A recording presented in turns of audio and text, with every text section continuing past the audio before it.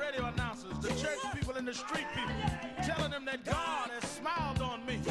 God has smiled on you if you got breath in your body. If he woke you up this morning and started you on your way. And I want to tell you some stories of people that God smiled on. We know the story of Dr. Martin Luther King, how he started way back in Montgomery, Alabama in 1955, trying just to get dignity, trying to get respect. And he went all the way to the mountaintop. But he didn't forget about the brothers in the valley. He didn't forget about those trapped in the alley. And I hear Brother Martin King say, God has smiled on me. He's been good to me. Let me tell you, God has smiled on me. It's been so good to me. Then I see as Dr. King went on, another man stepped into the forefront by the name of John F. Kennedy, who rose up and said, let's not stand back. Let's not wait for a handout. Let's wait for a way out. He said, ask not what your country can do for you, but what you can do for your country. He said, don't us gravel and don't us moan, because God done smile on us. Let me say it. God has smiled on me. He has set me free. Let me say it. God has smiled on me. One more time. I want to say it real slow. I'll say God has smiled on me. He has set me free. Pick it up. God has smiled on me. He's been good. Then I went on by backstage at the Apollo Theater and I saw a man come out. They call him the King of Soul, James Brown. And James Brown said, Reverend, don't you worry. I started out as a shoe shine boy. I started out as a convict. I started out uneducated. But I learned to sing my song. And I sung it all over the world.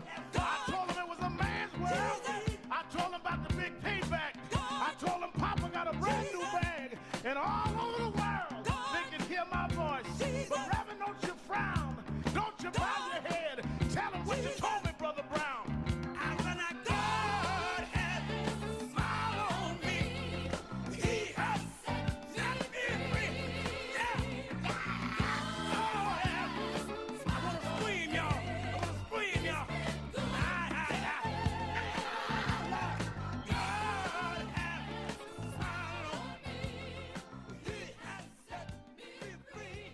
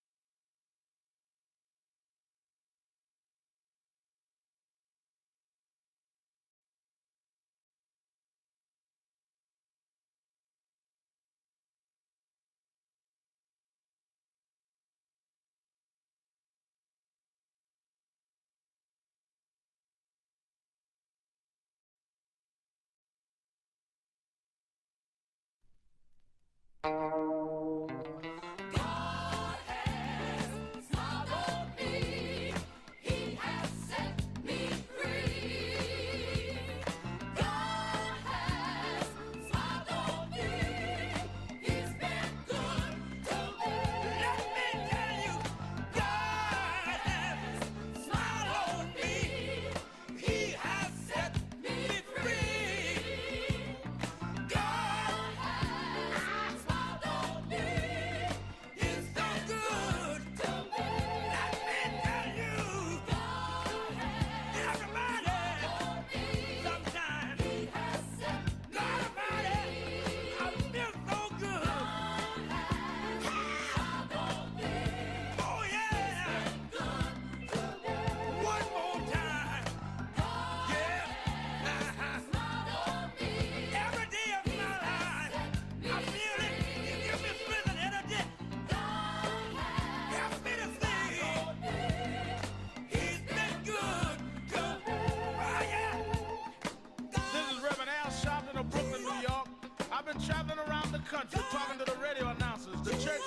street people, telling them that God has smiled on me. God has smiled on you if you got breath in your body. If he woke you up this morning and started you on your way. But I want to tell you some stories of people that God smiled on. We know the story of Dr. Martin Luther King, how it started way back in Montgomery, Alabama in 1955, trying just to get dignity, trying to get respect. And he went all the way to the mountaintop. But he didn't forget about the brothers in the valley. He didn't forget about those trapped in the alley. And I hear Brother Martin King saying, God has smiled on me. He's been good to me. Let me tell you, God has smiled on me.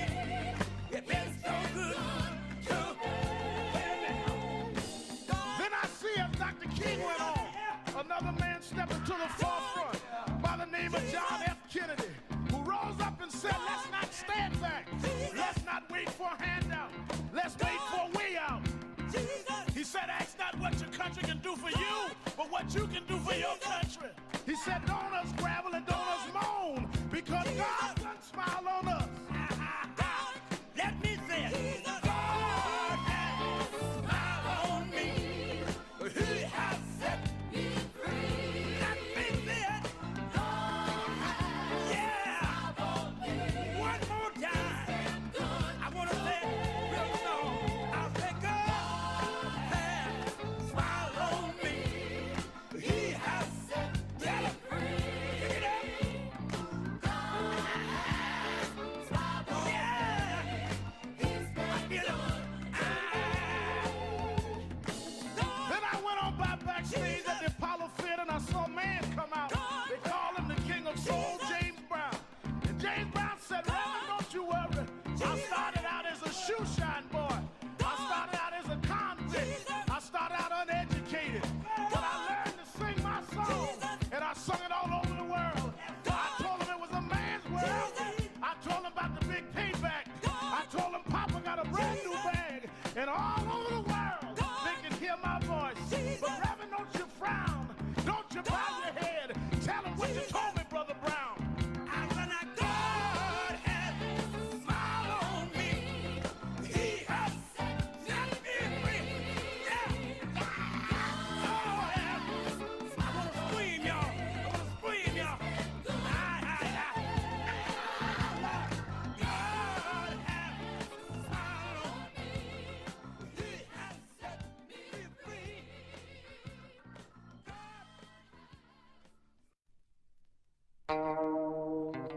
God has smiled on me.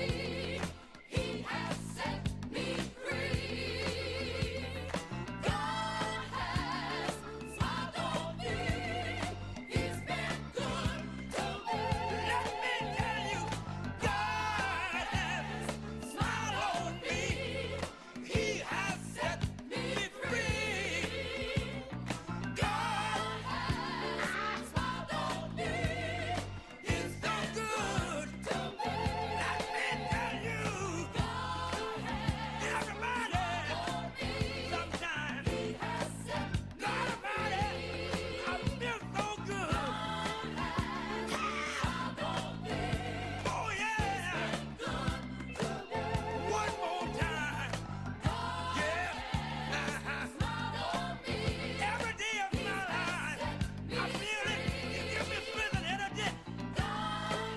Help me to sing. He's been good to me. Oh yeah. This is Reverend Al Sharpton of Brooklyn, New York. I've been traveling around the country talking to the radio announcers, the church people and the street people, telling them that God has smiled on me. God has smiled on you if you got breath in your body. If he woke you up this morning and started you on your way. But I want to tell you some stories of people that God smiled on. We know the story of Dr. Martin Luther King, how it started way back in Montgomery, Alabama in 1955, trying just to get dignity, trying to get respect. And he went all the way to the mountaintop. But he didn't forget about the brothers in the valley. He didn't forget about those trapped in the alley. And I hear Brother Martin King saying, God has smiled on me. He's been good to me. Let me tell you, God has smiled on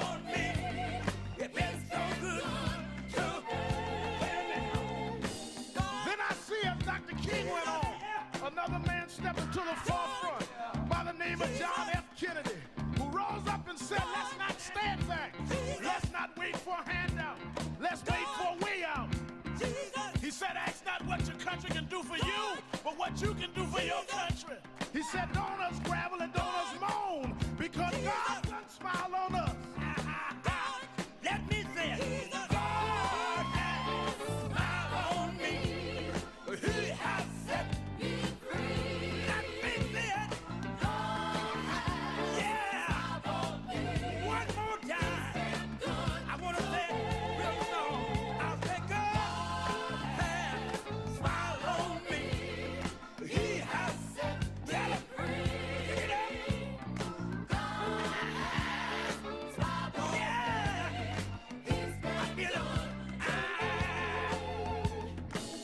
Then I went on by backstage at the Apollo Theater and I saw a man come out. They call him the King of Soul, James Brown.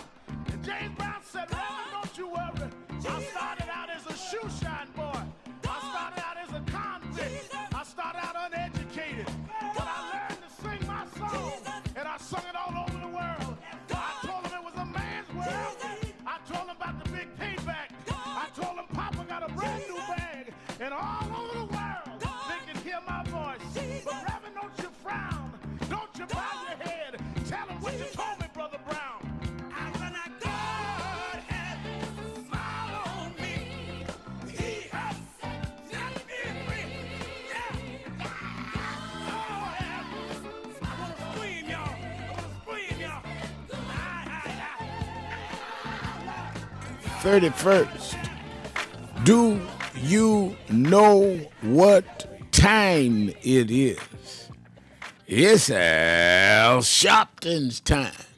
And for the next 3 hours, it's time to put aside all pretenses, deception, denial, or fronting. The time has come to keep it real on Keeping It Real with Reverend Al Sharpton. A very good afternoon to you all across the country. And good morning to our West Coast listeners. Welcome to those listening on Sirius XM. Channel 126, The Urban View, where talk empowers and becomes action. I'm coming to you live from our National Action Network corporate headquarters in New York for the next 3 hours. It is Thursday. It is Policy Day Thursday. That's what we do on Thursdays. We're going to get into deep policy, but we also going to get into a lot of what's going on. Former Vice President Kamala Harris called yesterday and said she's not running for governor of California. What does that mean? Should she run again for president? I want you to tell me. In fact, Rose Howard is on our message board saying hello from California. And Shannon Kay says, what are your thoughts on Harris not running for governor in California, Reverend Al? Well, I want your thoughts. I'll give mine. And we got Dahl saying, good morning, Reverend Sharpton, and chat. Hope all is well with everyone watching from Los Angeles, California. A lot of California on.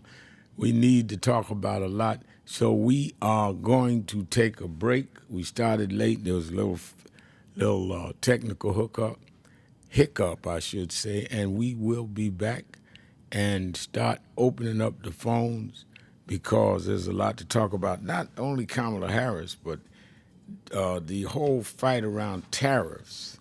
And a lot of people act as though tariffs is something for someone else, somewhere else. How it affects us, we're going to talk about.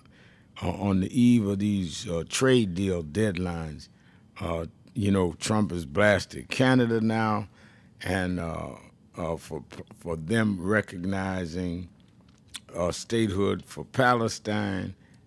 France has done it. It's a lot going on. And then, of course, the redistricting fight in Texas. So there's a lot to talk about, from the tariffs, how it's going to hit your pocket, to what's going on in terms of the voting and how they want to realign, redraw the districts, to the presidential elections, and the immediate problem of dealing with the voting rights and civil rights in our community. Not to even mention the Epstein mess continues. A lot to talk about. 1-877-532-5797, 1-877-532-5797, or go to the message board at live stream at www.nationalactionnetwork.net. We will be right back right after this.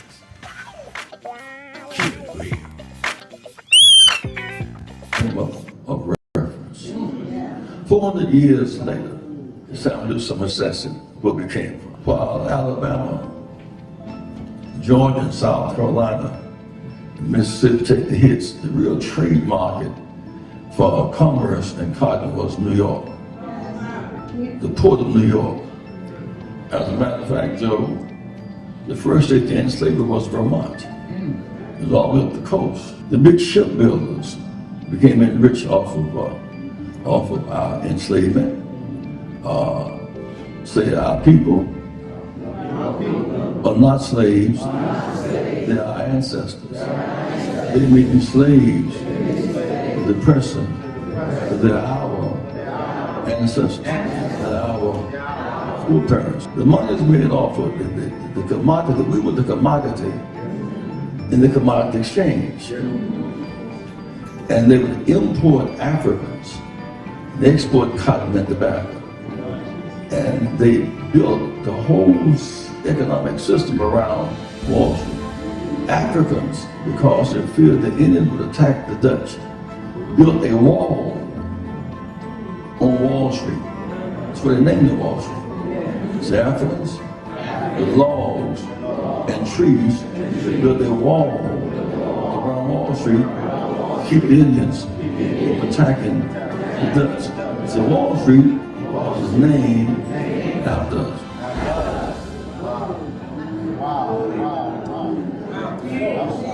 There's a burial ground on Wall Street, which we should all visit. Those are our foreparents. At some point, they moved us to the other end of Manhattan, which is Harlem. So we are on the same island as Manhattan. Manhattan, Harlem, Wall Street, on the same island. Harlem is right down the road from Wall Street. That's interesting that most of our leaders who argued different cases never quite got to march on Wall Street. That was Reverend Jesse Jackson speaking at National Action Network's House of Justice in 2020, saying that we'd ignored dramatizing, putting the spotlight on the economic inequalities, the economic issues of this country by never having marched on Wall Street en masse. Well, on August 28th, 5 years later, we're going to do just that. Because with this big, beautiful bill, which is a big, ugly bill that cuts Medicaid and SNAP, with the ending of diversity, equity, and inclusion programs and initiatives in the private sector, which gives blacks and others jobs, contracts for businesses, making sure we make the C-suite based on our merit and not excluded because we didn't have the family background in a given place, whether it be academic or business. The people that benefited from that are the ones on Wall Street that deal with the stock markets, that deal with the Dow Jones, that deal with making trade off of the decisions of those that supported the Trump initiatives in this area. So we are not this year going to Washington on the anniversary of the March on Washington. On the anniversary of the March on Washington, we're going to Wall Street. And Reverend Jackson, we're going to do what you said. Thousands of us are going to nonviolently but firmly come and say that the dream cannot be deferred by tax cuts for the rich and cutting those out that need food assistance, that need support with health care and other economic policies that have choked the middle class and the poor. August 28, 2025, go to www.nationalactionnetwork.net, get the details. Meet us 10 a.m. at the African Burial Ground and be ready to march. Buses are coming from all over the country. Go to that website or call 1-877-626-4651. No justice, no peace.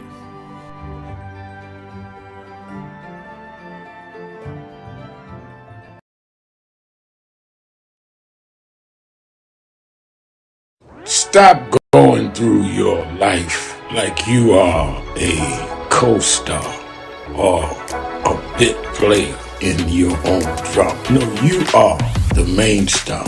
You're the central figure in your life. What you decide is what is the major thrust of your life. And others may contribute, impact, affect, but it's your life that you're central in. So stop trying to lay the weight of what you do or don't do on others. That weight is squarely on your shoulders and in your hand. And if you want to defer and give your life choices to others, that's on you. If they have any sense at all, they will be so busy trying to conduct and properly guide their life, they will not have time to try to major in your life. 1 year ago and change, 67 weeks ago, we started marching every Thursday, am I right, on the offices of Bill Ackman. Bill Ackman was the architect of ending DEI, which is diversity, equity, and inclusion. He started it. I want to give a little history because a lot of people get Negroitis and get confusion. I don't even mind your ego. Everybody need one, but you don't have to become contrary and duplicitous.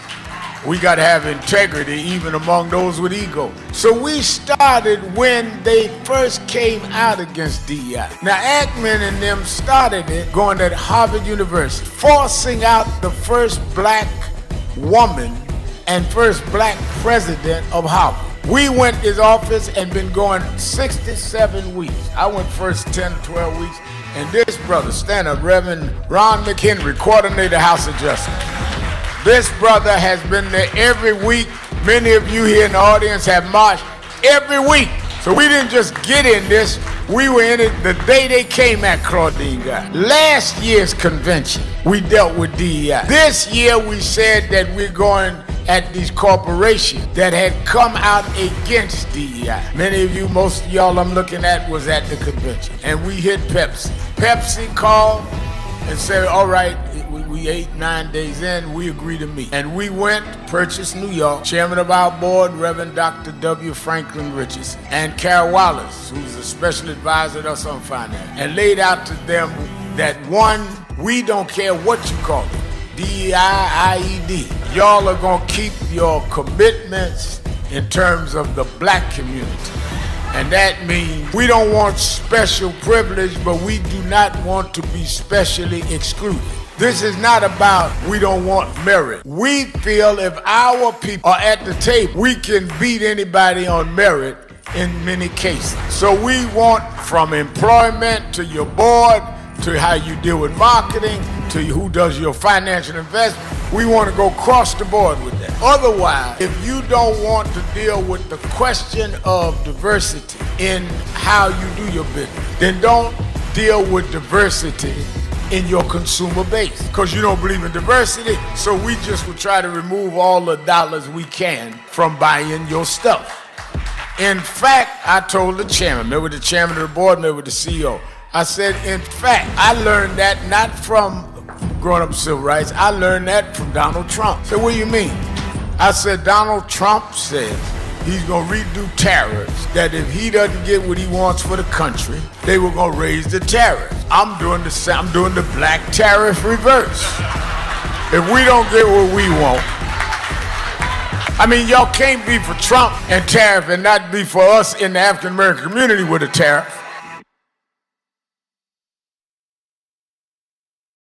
One year ago and change, 67 weeks ago, we started marching every Thursday.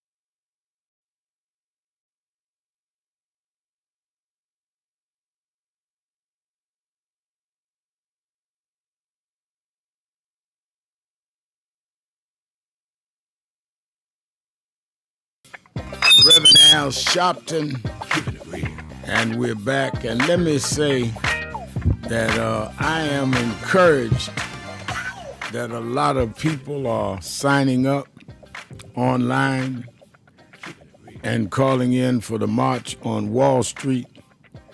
A lot of people are taking to heart that there's not been a black-led expression of outrage and or concern about what is going on in this country, and particularly in our community, as well as the economy in general, the cutting of Medicaid, the cutting of SNAP, and where have we been? So the March on Washington, August 28th, the anniversary of the March on Washington in '63, gone not to Washington this year as we have done, going to Wall Street, because that's who got the tax cuts. That was the reason they went and did the whole cut of Medicaid, cut of SNAP, working the budget, and $2 trillion to the national debt. Wall Street, let's go where the problem is to deal with exposing and putting light on the problem. Buses are coming from all over the country, and you can sign up to get all the information or sign up to say, I'm coming. Where's a bus near me? Go to www.nationalactionnetwork.net, or you can call the toll-free number 1-877-626-4651, 1-877-626-4651.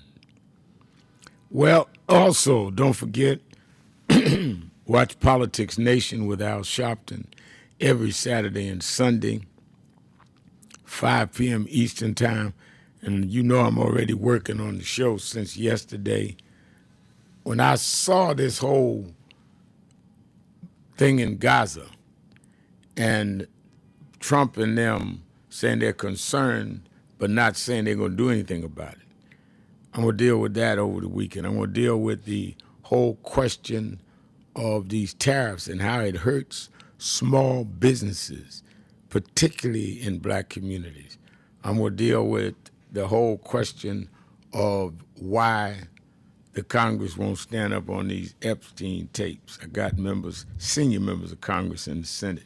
Make sure you watch Politics Nation with Al Sharpton live at 5 p.m. Eastern Time on MSNBC. And then, of course, we are asking everybody to make sure that if you're in the New York New Jersey, Connecticut area to be at the Saturday rally. This Saturday, I'll be there keynoting 9 a.m. to 11 a.m. at the House of Justice, 145th Street and Lenox Avenue in Village of Harlem.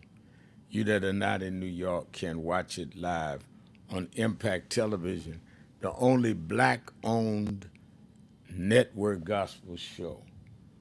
All right, let me get ready to go to the phones. 1-877-532-5797, 1-877-532-5797. Let's go to Janet in Baltimore, Maryland. Janet, you're keeping it real with Al Sharpton. Hey, Reverend, now how are you today on this hot summer day? I'm fine. How are you? Calling. Not bad. I'm calling because this has always been a question that I've wondered about. How much does the Congress, the Senate, and the Congress actually cost us? And with Texas and talking about adding more seats to change the map, and then other cities, which I don't disagree with, I think if Texas does this to create more seats, more votes, just splitting something up, then I think that every Democratic thing ought to do the same thing. And any Democrat they're talking about that and doing it in New York and in California. So they got to play hardball. You're absolutely right. Absolutely right. Thank you for your call. I see Aleem, Aleem Muhammad says that we're tired of marches. You know, it always is interesting to me. When we call a march around issues, some people castigate marches. When they call a rally a march, like we did the Million Man March, we end up coming supporting them.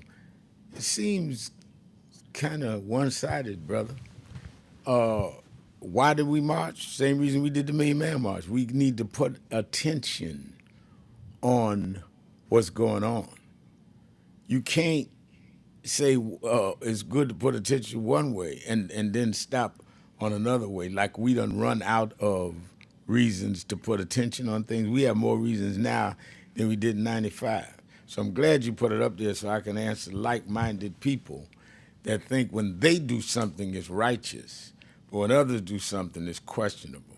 No, what's questionable is your selective righteousness. Let me go to Rick in Germany. Rick, you're keeping it real with Al Sharpton. Rick. Yeah, brother man. Yes, sir. You're on the air. Okay. I missed you yesterday. I hung up without hearing your daughter that she gave me an extended time, and I'm sorry about that. But I had a question. You directed my attention over Stacey Abrams to Representative Jasmine Crockett. And I jokingly asked your daughter about her age because she looks so young. But the serious side is she's from the state of Texas, and the militia movements there get lots of attention. But I would ask you, what has she said about the militia movements, not only in Texas, but around the country? What did who say? Jasmine Crockett. What is she on record as saying in regards to the militia movement there in Texas and around the country? Well, again, Rick, I'm not her spokesperson. I've heard her address it, but if you're asking me to give a direct quote, I would have no way of knowing that. I'm not a spokesperson for her. She has stood up aggressively against them. She's aggressively stood up against the Texas redistricting. She did that when she was in the state legislature when they left the state of Texas and held the whole process at bay. So I mentioned her because I see her standing up consistently, being unbought and unbossed. That's why I mentioned her. But thank you for your call. Let's get ready to go to break, and we'll take your calls and your messages on the message board. 1-877-532-5797. Sharpton, keeping it real. Be right back. So who is Al Sharpton anyway? Who is this 33-year-old preacher without a church? A number of black New Yorkers as well. He is little more than a pudgy exhibitionist who can be counted on to show up, bullhorn in hand, at every racial incident.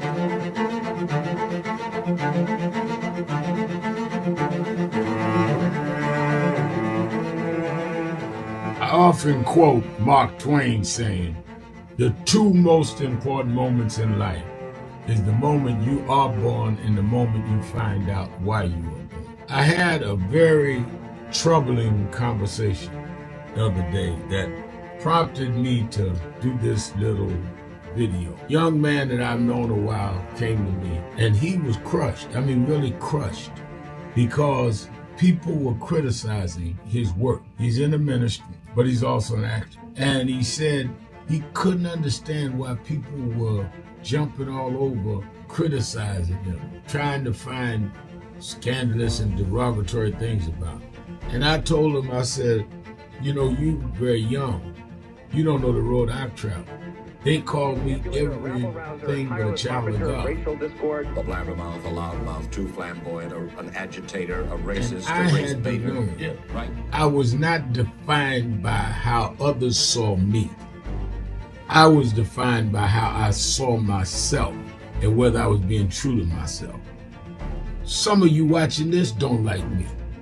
And it doesn't matter as long as I know what I'm doing.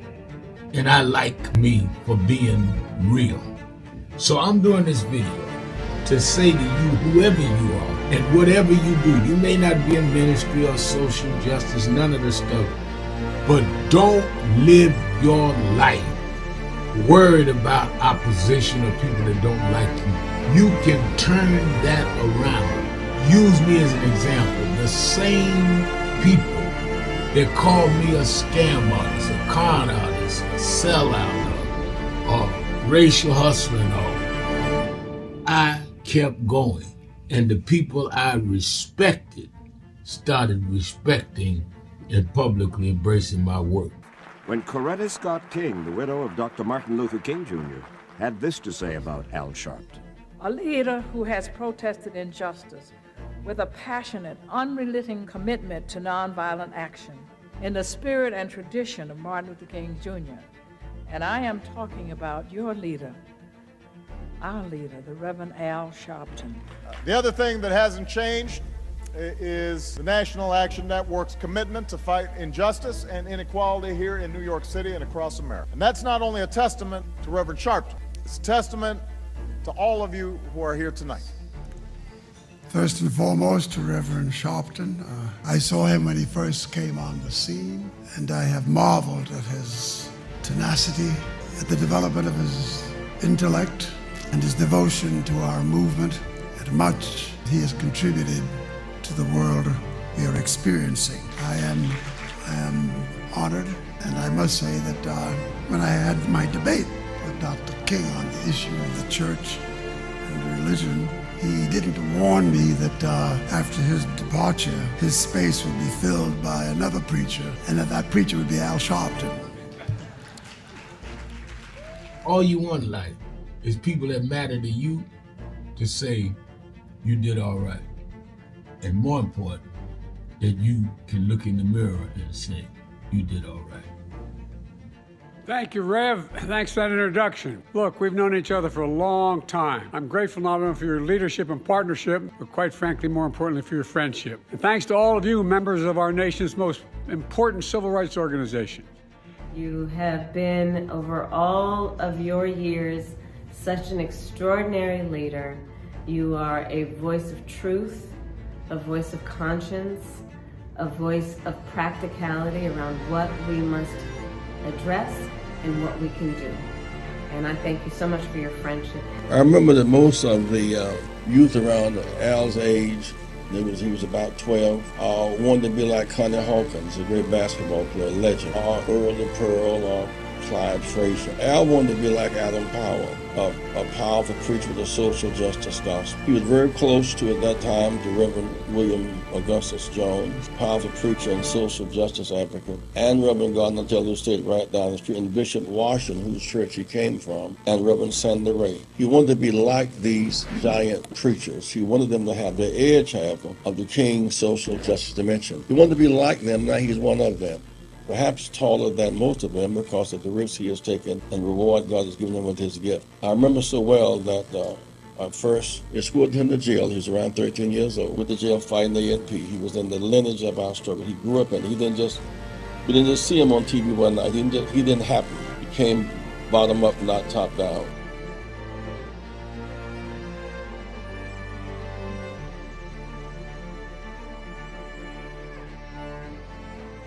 It's been a long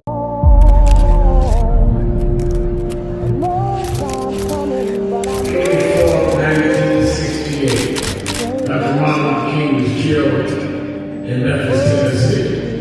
And it has been the commitment of National Action Network to always, in the month he was killed, to let them know they killed the dreamer. I have a dream today. When they came for the dream.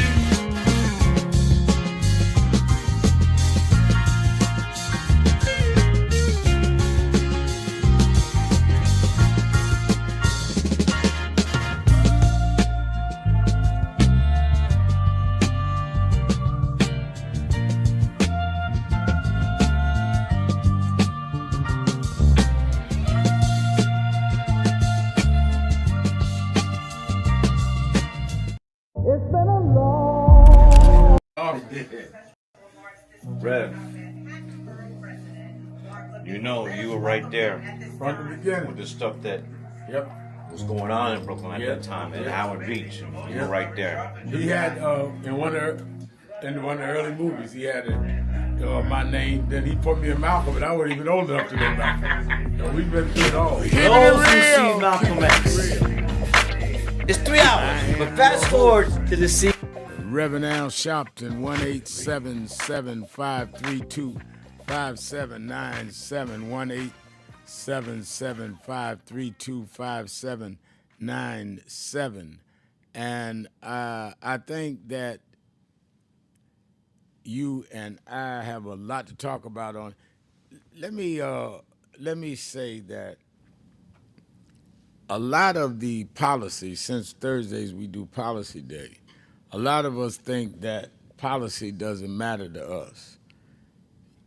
What you pay in your mortgage, what you pay in your rent, how you buy your food, your groceries, all of that was a policy decision.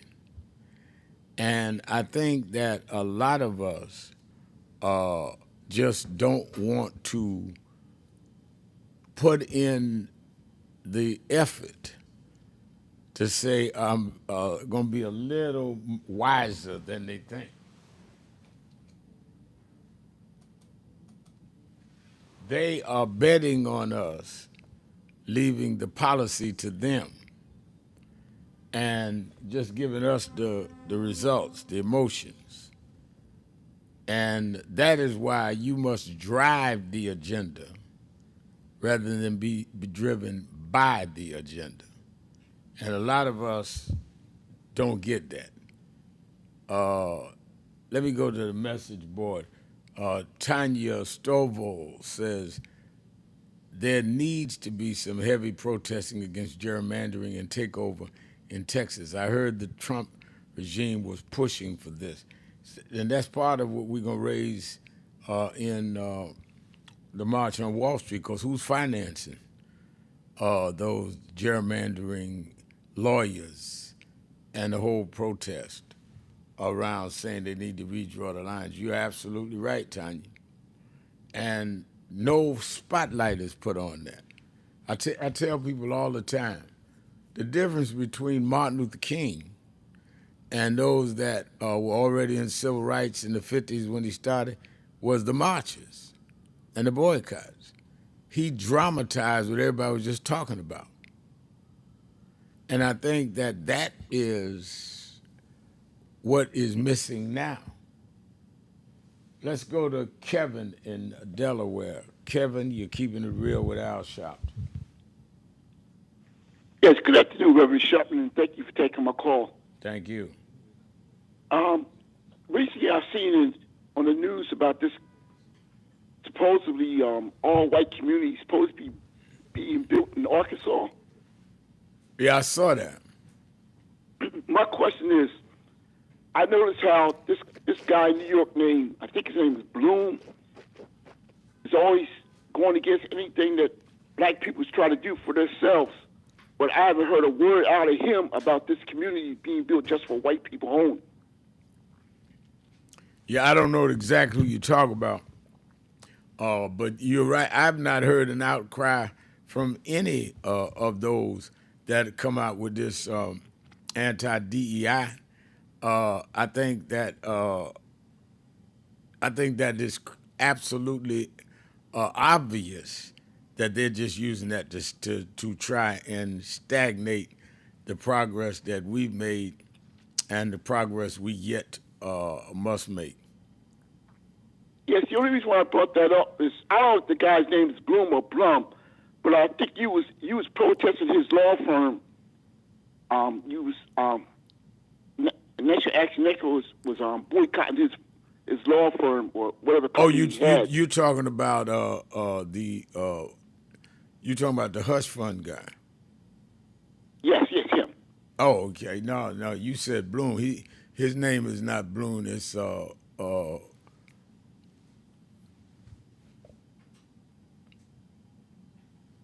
he's the finance guy. I'm trying to pull up his name.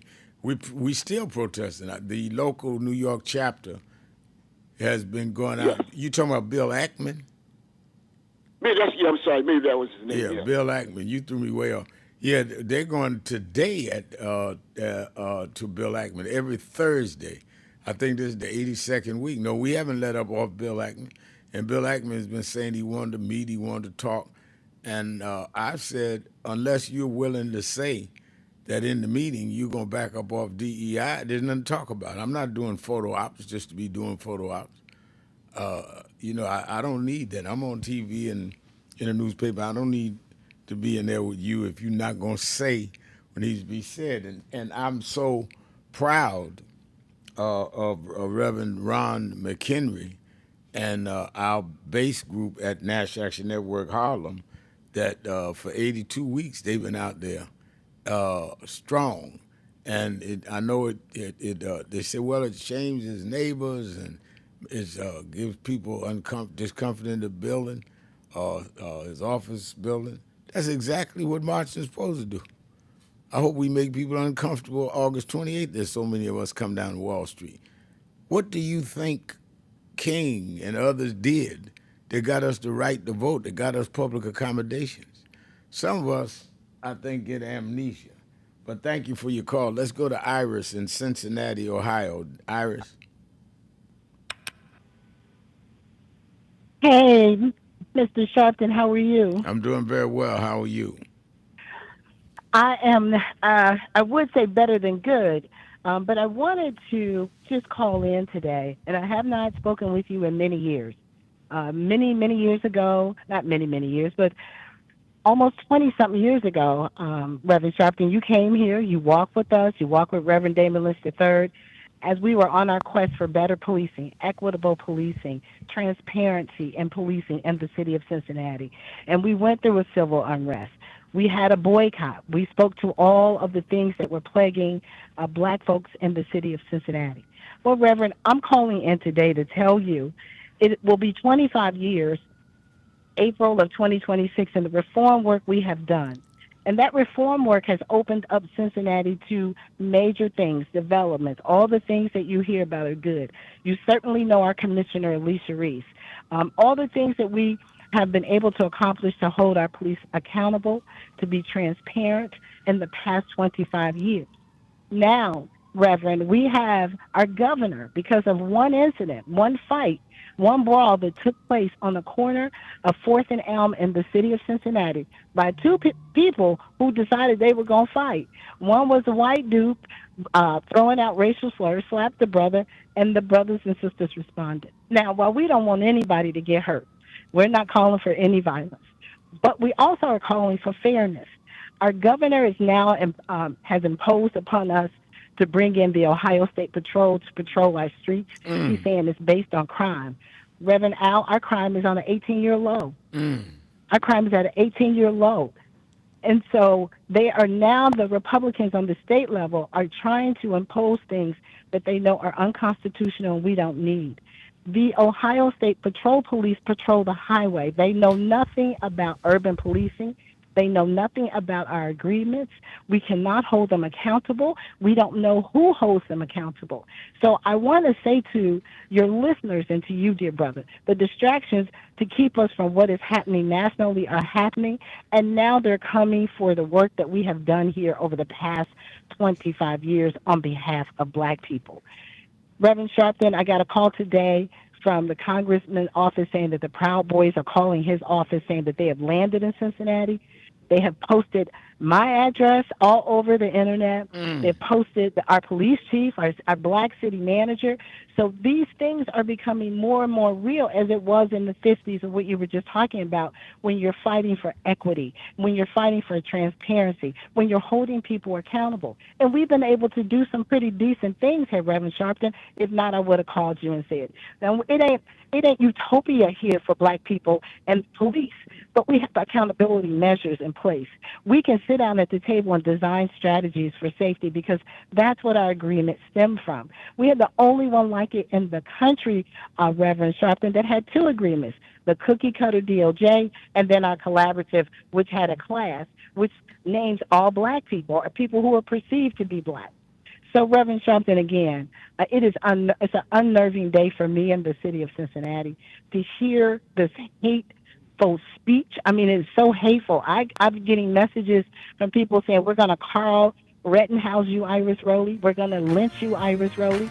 This Wait a minute, hold on. I want to finish this. Hold on. Keeping it real. Sharpton. Be right back. It says reboot or someone. 400 years later, it's time to do some assessing where we came from. While Alabama, Georgia, and South Carolina, and Mississippi take the hits, the real trade market for commerce and cotton was New York, the port of New York. As a matter of fact, Joe, the first state to end slavery was Vermont. It was all the way up the coast. The big shipbuilders became rich off of our enslavement. Say our people are not slaves, they are our ancestors. They may be slaves of the present, but they're our ancestors, they're our foreparents. The money is made off of the commodity. We were the commodity in the commodity exchange. And they would import Africans. They export cotton and tobacco. And they built the whole economic system around Wall Street. Africans, because they feared the Indians would attack the Dutch, built a wall on Wall Street. That's why they named it Wall Street. It's the Africans, with logs and trees, they built a wall around Wall Street to keep the Indians from attacking the Dutch. So Wall Street was named after us.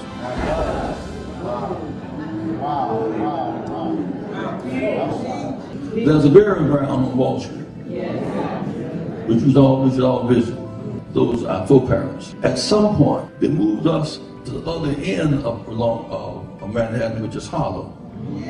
So we are on the same island as Manhattan. Manhattan, Harlem, Wall Street, on the same island. Harlem is right down the road from Wall Street. That's interesting that most of our leaders who argued different cases never quite got to march on Wall Street.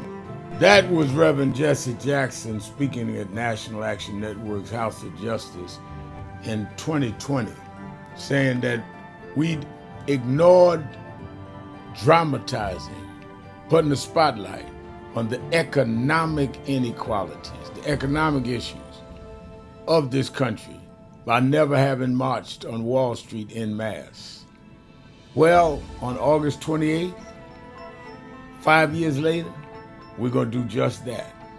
Because with this big, beautiful bill, which is a big, ugly bill that cuts Medicaid and SNAP, with the ending of diversity, equity, and inclusion programs and initiatives in the private sector, which gives blacks and others jobs, contracts for businesses, making sure we make the C-suite based on our merit and not excluded because we didn't have the family background in a given place, whether it be academic or business. The people that benefited from that are the ones on Wall Street that deal with the stock markets, that deal with the Dow Jones, that deal with making trade off of the decisions of those that supported the Trump initiatives in this area. So we are not this year going to Washington on the anniversary of the March on Washington. On the anniversary of the March on Washington, we're going to Wall Street. And Reverend Jackson, we're going to do what you said. Thousands of us are going to nonviolently but firmly come and say that the dream cannot be deferred by tax cuts for the rich and cutting those out that need food assistance, that need support with health care and other economic policies that have choked the middle class and the poor. August 28, 2025, go to www.nationalactionnetwork.net, get the details. Meet us 10 a.m. at the African Burial Ground and be ready to march. Buses are coming from all over the country. Go to that website or call 1-877-626-4651. No justice, no peace.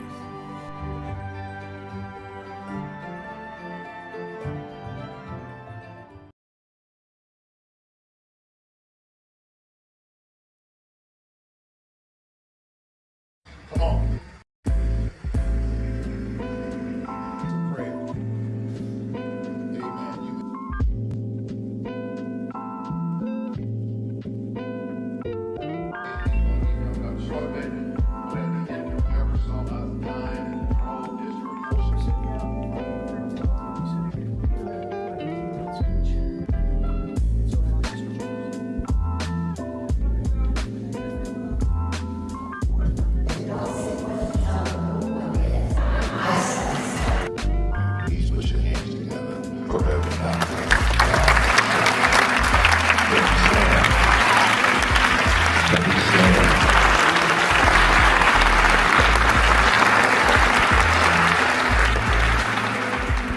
We've reduced a lot of our ministry to entertainment.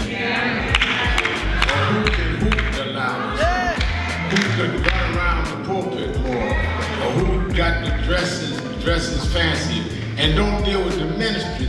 Jesus healed more people than he preached to. Because there is in the healing your message. They followed Jesus because he healed a woman with the issue of blood. They followed Jesus because Jesus saw a blind man named Bartimaeus. A lot of us would have dismissed him because he was a broke, poor, homeless, a blind man. How you know he was broke, Reverend? Because they say he was begging. But he understood what he was doing because he heard that Jesus was passing by. And when Jesus got close enough, he said, Jesus, son of David, come see about me. They kept telling Jesus, let's go, look, we got a schedule, we got people to see. He said it again, Jesus, son of David, come see about me. And when he did it the third time, Jesus stopped and went and healed the blind man. Now, what I get out of that scripture, Bishop Daughtry, is that the blind man told Jesus, if you are who you say you are, you're going to stop and see me. And if you stop and see me, you will confirm who you are. But when we are pastoring and leading in communities with bad health, we cannot be the followers and representatives of Jesus and walk by people that are sick and we not be part of making them well.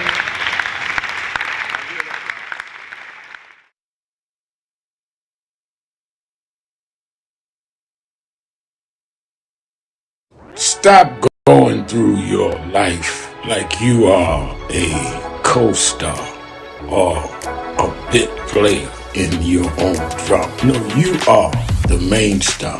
You're the central figure in your life.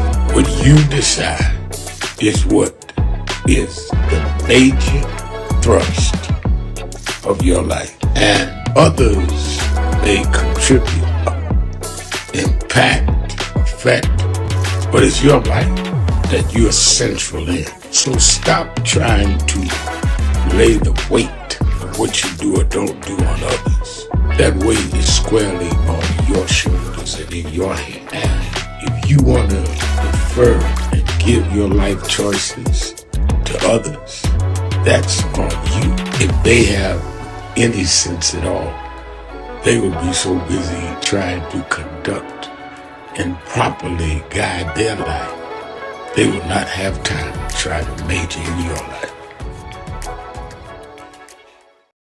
Stop going through your life like you are a co-star or a bit player in your own drama. No, you are the main star. You're the central figure in your life. What you decide is what is the major thrust of your life. And others may contribute, impact, affect, but it's your life that you're central in. So stop trying to lay the weight of what you do or don't do on others. That weight is squarely on your shoulders and in your hand. And if you want to defer and give your life choices to others, that's on you. If they have any sense at all, they will be so busy trying to conduct and properly guide their life, they will not have time to try to major in your life. Stop going through your life like you are a co-star or a bit player in your own drama. No, you are the main star. You're the central figure in your life. What you decide is what is the major thrust of your life. And others may contribute, impact, affect, but it's your life. Reverend Al Sharpton. 1-877-532-5797. 1-877-532-5797. Or go to the message board at nationalactionnetwork.net and go to live stream at nationalactionnetwork.net. I want to read a couple of our messages. The Mayor Rodney Jones of Queensbridge Houses says the Arthur Blank Family Foundation gave donation last August 2025. The foundation gave Clark Atlanta U, and Morehouse brand new high-tech football helmets, okay? Doretha King Simpson says the people's preacher, people's pastor. All right, I'll take that. The Stephanie Humphrey channel says, hi, everyone. On the road, but listening in. Glad that you're listening in. And Bruce Turner says Newsom, that's the governor of California for you that don't know, Newsom said he would do the same in California if it goes through in Texas. That's how you fight the GOP. I can remember the other Democratic governor who said they would do the same. The other was Hochul in New York, said that she would do the same. And saying that if you can use the law, state laws in Texas to redraw the districts, congressional districts, then we can use that same law and redraw them in New York and in California and make sure we keep the seats even that it should be to the House. So if you want to mess with 5 seats, we'll make sure we got 5. That's the way you fight. That's the way you fight. Let's go to Ray in Cincinnati, Ohio. Ray, you're keeping it real with Al Sharpton. Yes, sir. Rev. Rev, I want to comment on, you mentioned Kamala Harris not running for governor. I think she was senator, U.S. senator, and she was vice president. In my opinion, that would be a step down. I think people want her to run because they don't want, after Newsom, they don't want that state going to a Republican. And I think that a Republican cannot win California as Democratic as it is. So maybe she has higher hopes. I hope so. She was the third, I guess, most vote getter ever to run for presidency. Why give that up now? That's just my opinion. I heard Donald Trump. It's the last thing. I heard Donald Trump at his little semi-press conference when he was getting on his plane. And that guy had the nerve to say Jeffrey Epstein took what was his. We all can read between the lines. He took one of his girls that Trump didn't appreciate. So I think the more Donald Trump talks, the more trouble he gets into. It's just the gift that keeps on giving. That's all I got, Rev. All right, thank you for your call. I think what Trump said is there was a young lady that worked in his massage or health spa in Mar-a-Lago that Epstein took for employment. You can say whatever you want to say, but I just want to be clear that that is what his statement was. Happiness Donette says, I hope Vice President Harris runs again.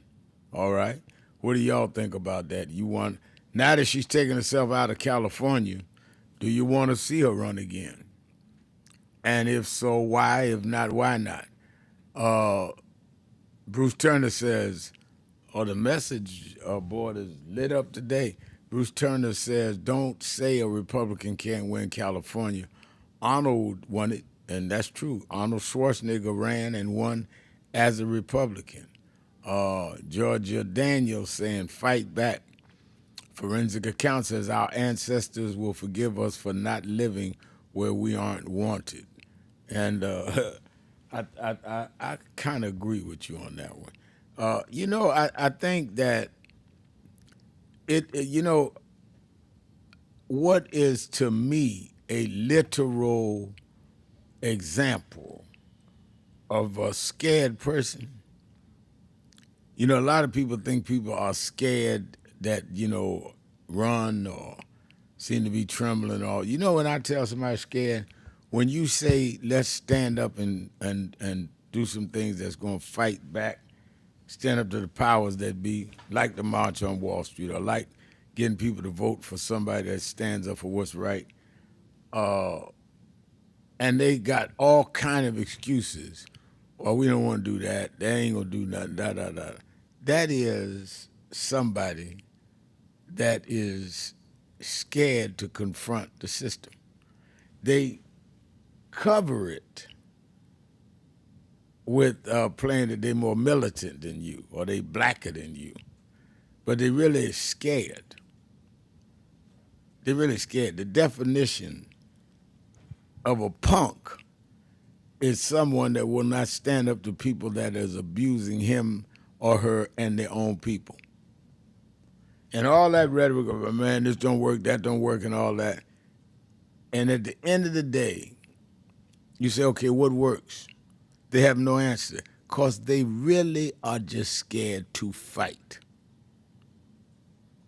And that is why I'm not intimidated, bothered at all to some folks that call the show from time to time or get on a message board selling wolf tickets. They're sitting home with a job, paying their Social Security, paying their tax, and act like we're not supposed to get anything for paying the tax. I mean, come on. Just say you just scared. I'm going to pay taxes. I'm paying the Social Security. I'm paying the retirement fund. But I'm going to let the system do what it want to do. I'm not marching on them. I'm not calling them. I'm not going to do nothing. Y'all just take my money and do what y'all want to do because I'm a scared Negro. That's what you're saying. Well, you can go ahead and do that. As long as I'm paying my retirement fund and Social Security and taxes, y'all going to give me the benefits of what I'm paying for. Just that simple. Let's go to Brother Ekiel in Atlanta, Georgia. Brother Ekiel. Good afternoon. Good afternoon. Am I pronouncing your name right? Well, yeah, it's my formal name is Ezekiel, like from the Bible. Okay, they didn't write that. They spelled it wrong. All right, Brother Ezekiel. Right, but you can call me Zeke if you want. All right, Zeke. That's what my friends and family call me, Brother Zeke. Yeah, I just want to talk about, Kamala Harris as a viable third-party candidate. Because, see, we need to challenge not just the Republicans, but also the Democrats. Because oftentimes, a lot of people say they take us for granted, black people especially, and so-called minorities. And I would like to see somebody like her that has a real chance of really forming a third party and really challenging, putting, both the Democrats and the Republicans' feet to the fire. Put them on a hot seat for not really living up to a lot of their claims of what they're going to do, what they claim they're going to do for people, especially non-white people. So what do you think about that? I think that it sounds good in theory, Ezekiel. Thank you for your call. My question is, as I say with everything else, is are we going to have the discipline to, one, form the party, who's going to be the leaders in the party, and how are we going to finance the party? So in theory, it's good. But if we get on radio and say everybody send $5 to the Boom Boom Party, are y'all going to do that? And we going to have a Boom Boom Convention, and we need delegates from every state, are y'all going to do that? We can get as much as we get up and get done. But nobody cares about us selling wolf tickets. Say what we want. The Tea Party turned into the birther movement, turned into MAGA, and they took the White House and the Senate and the Congress. What we gonna do is our challenge. I think you got a great idea if we're willing to work. Let's take a break. Be right back. Keeping it real. 1-877-532-5797. Sharpton. Be right back. Keeping it real.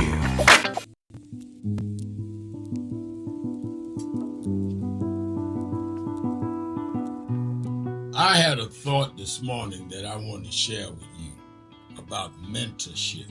I am able to do a lot of what I do because I had great mentors. But there are correct ways and incorrect ways to mentor people, in my opinion.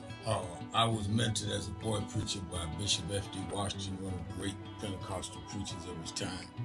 Then Reverend William Jones became my pastor after Bishop Washington died, who was unquestionably in the top 5 black church ministers, theologians. Reverend Jesse Jackson, who I started my activism under his leadership, he and Reverend Jones. And I learned politics directly as a youth director from Shirley Chisholm. So even though I didn't finish college, I had the most unique education in the world from being exposed to giants. But the one thing I learned is as I grew older and people started coming younger than me and wanted me to teach and mentor them, the magic of the mentors I had is they did not want me to be their clone.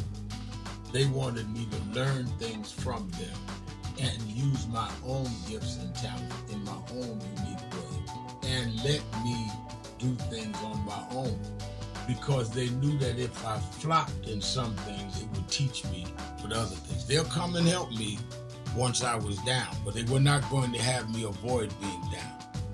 And they were not going to impose themselves on me. Why am I saying that? Because too many mentors want clones, and too many mentees want their mentors to put them on a pedestal. Oh, so-and-so didn't do this for me. Oh, so-and-so didn't open doors for me. If they got to open doors for you, it may mean that they knew you weren't ready to go through those doors. Their job is to prepare you. Your job is to develop your own skills, your own unique ways. And I don't care if it's my daughters, who both have come into their own, or anyone else. I'm not a talent agent. I did not form National Action Network to give people their step up. I formed it to fight for justice for everybody. If talented people get in, it's my job to invest and give them a platform. It's their job to get on the platform and perform and show their ability. Sitting with me today in the office as I talk about is one of my mentees, Reverend Stephen Marshall. Now, Stephen, you just came around us when you were how old? 11 years old. 11 years old. You just turned 40 and now you're called to the ministry?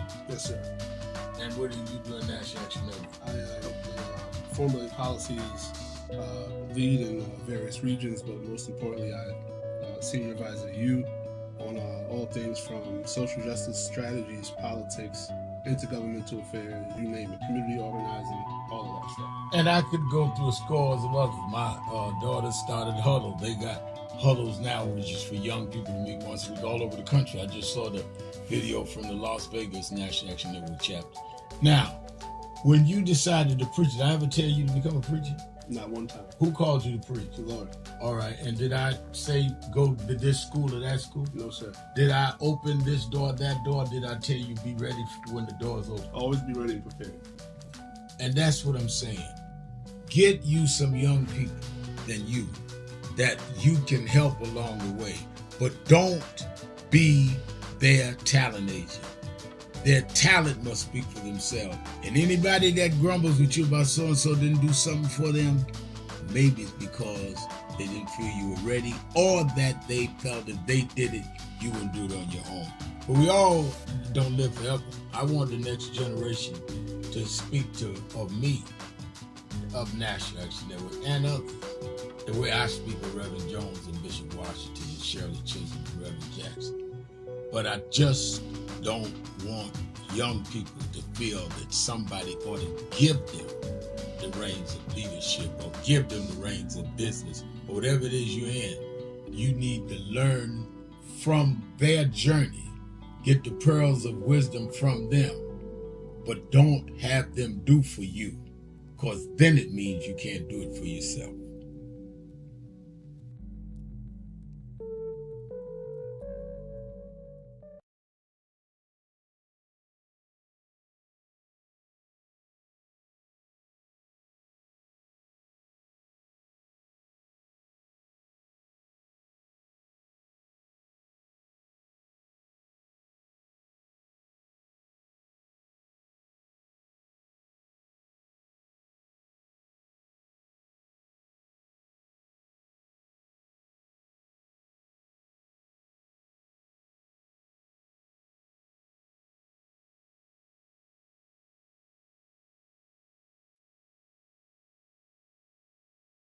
You got to be the new thing. This is not about likes on Facebook. This is about changes in our society. We got a hostile bigot in the White House, and we don't need a popularity contest. We need people that are grounded and rooted in this and gonna fight with all they got. Jesus went up on the mountain and told his disciples. Reverend Toon said, y'all pray with me. They went to sleep. And when they looked up, they say that he had gone up on the mountain they termed transfiguration. Is that in the book? And he was talking to Moses and Elijah. If Jesus had to talk to those that preceded him, then how you so brilliant you ain't got to talk to nobody? So as we embark on dealing with this DEI fight, I wanted to read, I studied all week, what would Dr. King be saying? What would Reverend Jackson be saying? That's what we do. This ain't a Sharpton thing or whoever thing. This is a thing in continuity. If Dr. King can shut down the Montgomery bus boycott when we couldn't even ride the front of the bus, if Jesse Jackson could take on major corporations before we had cell phones, then we in our day can take these companies that want to say no DEI and shut them down because we come out of a tradition and a lineage that can do that.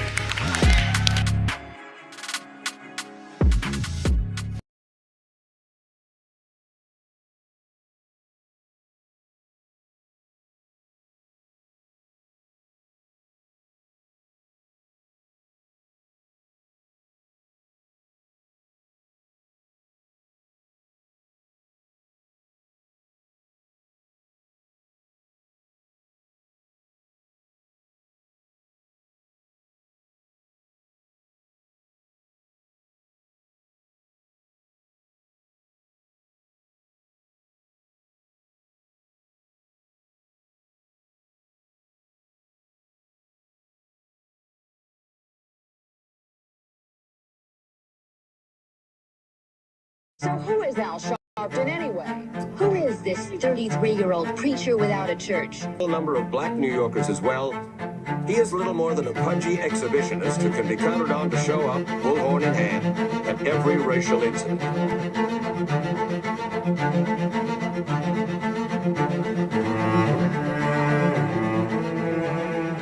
I often quote Mark Twain saying, the two most important moments in life is the moment you are born and the moment you find out why you were born. I had a very troubling conversation the other day that prompted me to do this little video. Young man that I've known a while came to me and he was crushed. I mean, really crushed, because people were criticizing his work. He's in the ministry, but he's also an actor. And he said he couldn't understand why people were jumping all over, criticizing him, trying to find scandalous and derogatory things about him.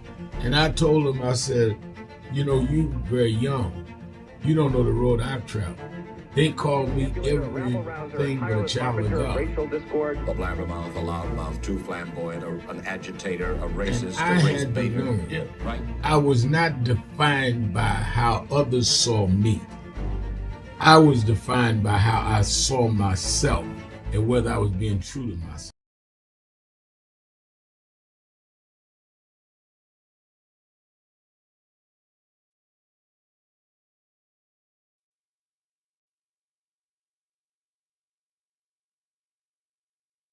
Now Sharpton, and we're back. 1-877-532-5797. 1-877-532-5797. And we are joined, as we are every Thursday at this hour, since it is Policy Day, by our policy wonk, the attorney Jennifer Jones Austin, CEO of the Protestant Welfare Agencies in New York, as well as the vice chairman of the National Board of National Action Network. Attorney Jones Austin, how are you today? It's always good when I can be with you all, so I'm glad to be here. Looks like a storm is coming where I am in New York, and I don't know if that's an indication of what's happening across the country, or it's a metaphor, but it looks like a dark sky. Yeah, it's kind of dark outside. I'm in Midtown.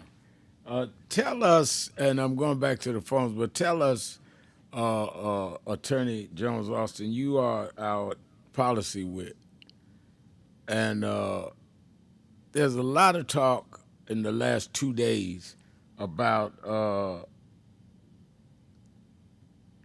tariffs and about President Trump putting tariffs on this one, tariffs on that one.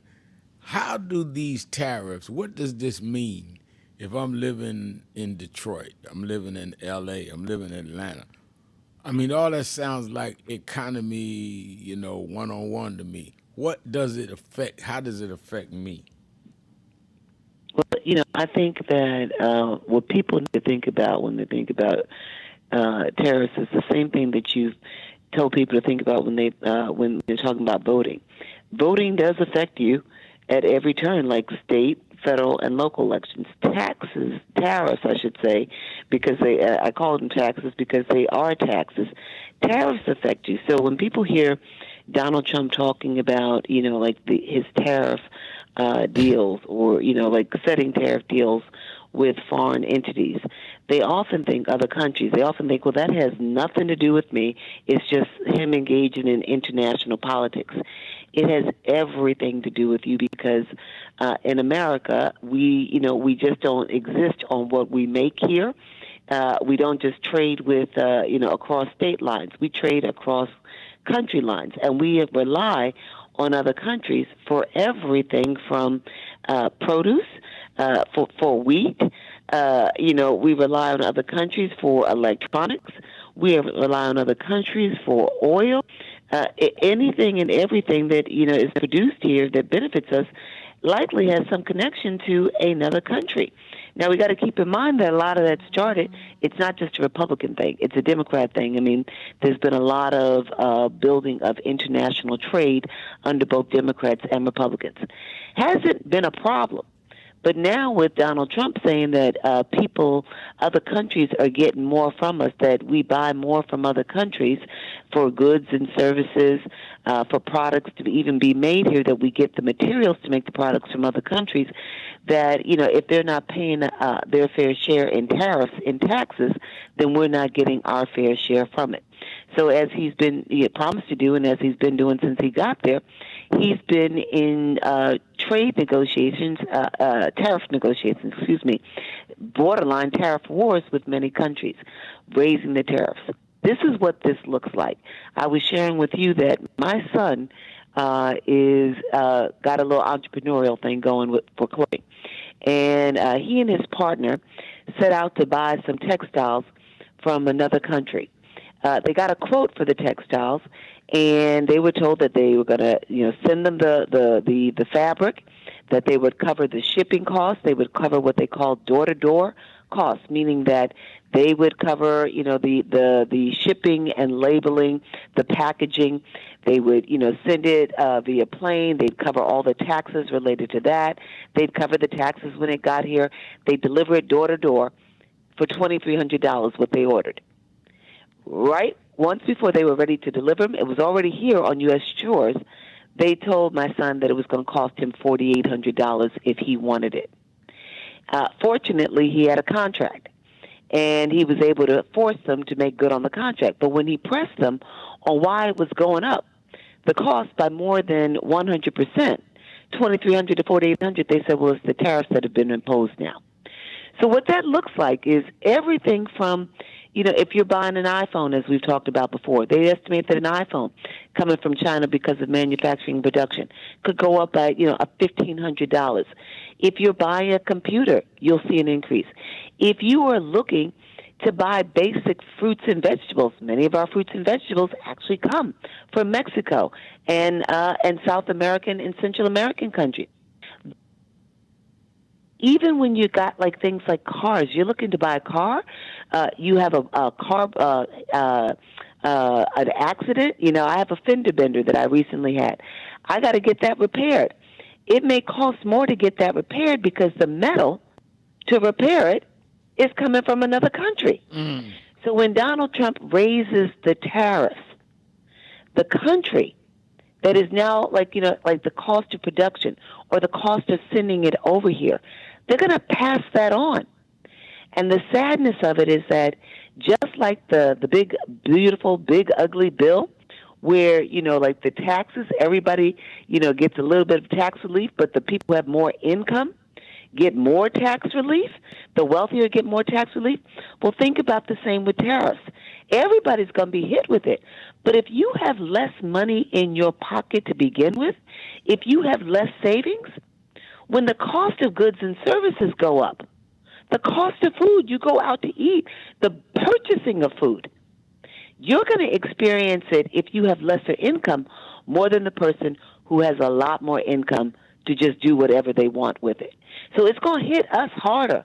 It's going to hit black and brown communities with lesser income harder because our everyday goods and services, whether it be clothing, whether it be an iPhone, whether it be a computer, whether it be an electronic game, whether it be, you know, something as simple as you need a car replacement piece, it's going to hit your bottom line much harder than it will people with a lot of money. And do you think that they have, based on what you just said, do you think that they have made it clear to people when they are having these discussions that it impacts them on the ground, or do you think that we've been duped into just believing that's just some economic stuff that's above my understanding? It's the latter. Donald Trump oversimplifies it by saying, oh, we raised tariffs, we're going to have more production in the U.S., we're going to have more jobs in the U.S. That's not going to happen. And even if it was to happen, even just a slight bit, it's going to take time. You don't just automatically stand up more industries. So, you know, like who's going to suffer immediately? Lower income people. Now, look, maybe people will start to buy more American companies, more American cars, excuse me. But even if they buy more American cars, they still got to get the metal from somewhere. That's and right. they'd be getting the metal from another country. And so we have been duped. People have been led to believe it's over their heads. No, you know, like there's not going to be increase in costs. You know, tariffs are going to result in more jobs for Americans. And people just go along thinking it's going to benefit them, and then they wake up and they realize, oh, this is hurting me. People already stretched too thin. All right, let's take a break. We'll be right back. Keeping it real. Keeping it real. Sharpton, Jones, Austin. Be right back.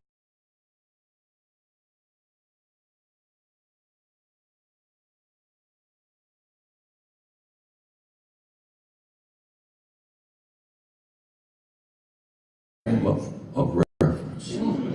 400 years. Press is giving away billions. Time to do some assessing where we came from. While Alabama, Georgia, and South Carolina, and Mississippi take the hits, the real trade market for commerce and cotton was New York, the port of New York. As a matter of fact, Joe, the first state to end slavery was Vermont. It was all the way up the coast. The big shipbuilders became rich off of our enslavement. Say our people are not slaves, they are our ancestors. They may be slaves to the person, but they're our ancestors, they're our foreparents. The money is made off of the commodity. We were the commodity in the commodity exchange.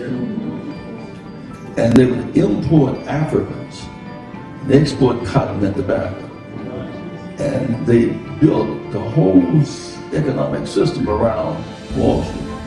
Africans, because they feared the Indians would attack the Dutch, built a wall on Wall Street. That's why they named it Wall Street. It's the Africans, with logs and trees, they built a wall around Wall Street, keep the Indians from attacking the Dutch. So Wall Street was named after us.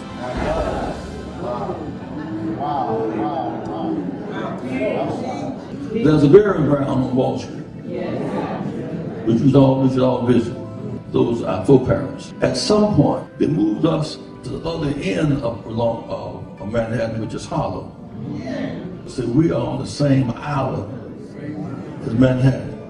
Manhattan, Harlem, Wall Street, on the same island. Harlem is right down the road from Wall Street. That's interesting that most of our leaders who argued different cases never quite got to march on Wall Street. That was Reverend Jesse Jackson speaking at National Action Network's House of Justice in 2020, saying that we'd ignored dramatizing, putting the spotlight on the economic inequalities, the economic issues of this country by never having marched on Wall Street en masse. Well, on August 28th, 5 years later, we're going to do just that. Because with this big, beautiful bill, which is a big, ugly bill that cuts Medicaid and SNAP, with the ending of diversity, equity, and inclusion programs and initiatives in the private sector, which gives blacks and others jobs, contracts for businesses, making sure we make the C-suite based on our merit and not excluded because we didn't have the family background in a given place, whether it be academic or business. The people that benefited from that are the ones on Wall Street that deal with the stock markets, that deal with the Dow Jones, that deal with making trade off of the decisions of those that supported the Trump initiatives in this area. So we are not this year going to Washington on the anniversary of the March on Washington. On the anniversary of the March on Washington, we're going to Wall Street. And Reverend Jackson, we're going to do what you said. Thousands of us are going to nonviolently but firmly come and say that the dream cannot be deferred by tax cuts for the rich and cutting those out that need food assistance, that need support with health care, and other economic policies that have choked the middle class and the poor. August 28, 2025, go to www.nationalactionnetwork.net, get the details. Meet us 10 a.m. at the African Burial Ground and be ready to march. Buses are coming from all over the country. Go to that website or call 1-877-626-4651. No justice, no peace.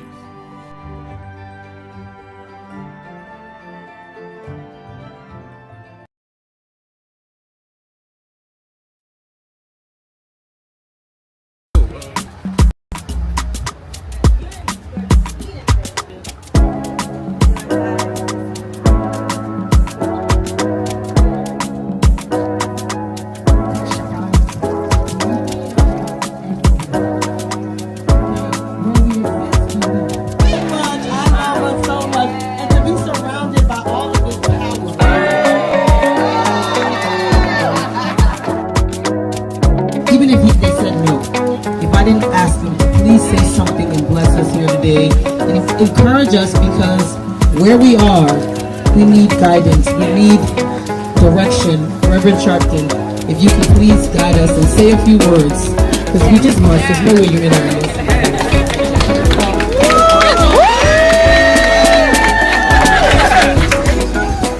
Baku is so special to all of us. And what has happened this week, let me tell you, Baku and Rich Dennis and the rest will not tell you, against all obstacles, they said we're going to make this happen. I was here 31 years ago when Essence Music Festival started. I've spoken at every one for 31 years. They wanted to stop this. They ended DEI. But just because they ended DEI, we will not DIE. We are indebted to these sisters because they reconnect us. You are strong not by your branches, you are strong by your roots. And the reason that this will survive is the roots that they have brought us from the motherland.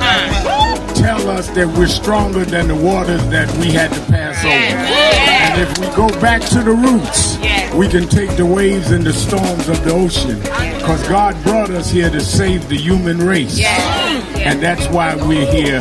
God bless Baku. Bless you, sister. Bless Reverend Jasmine Crockett. And all of you that are here tonight.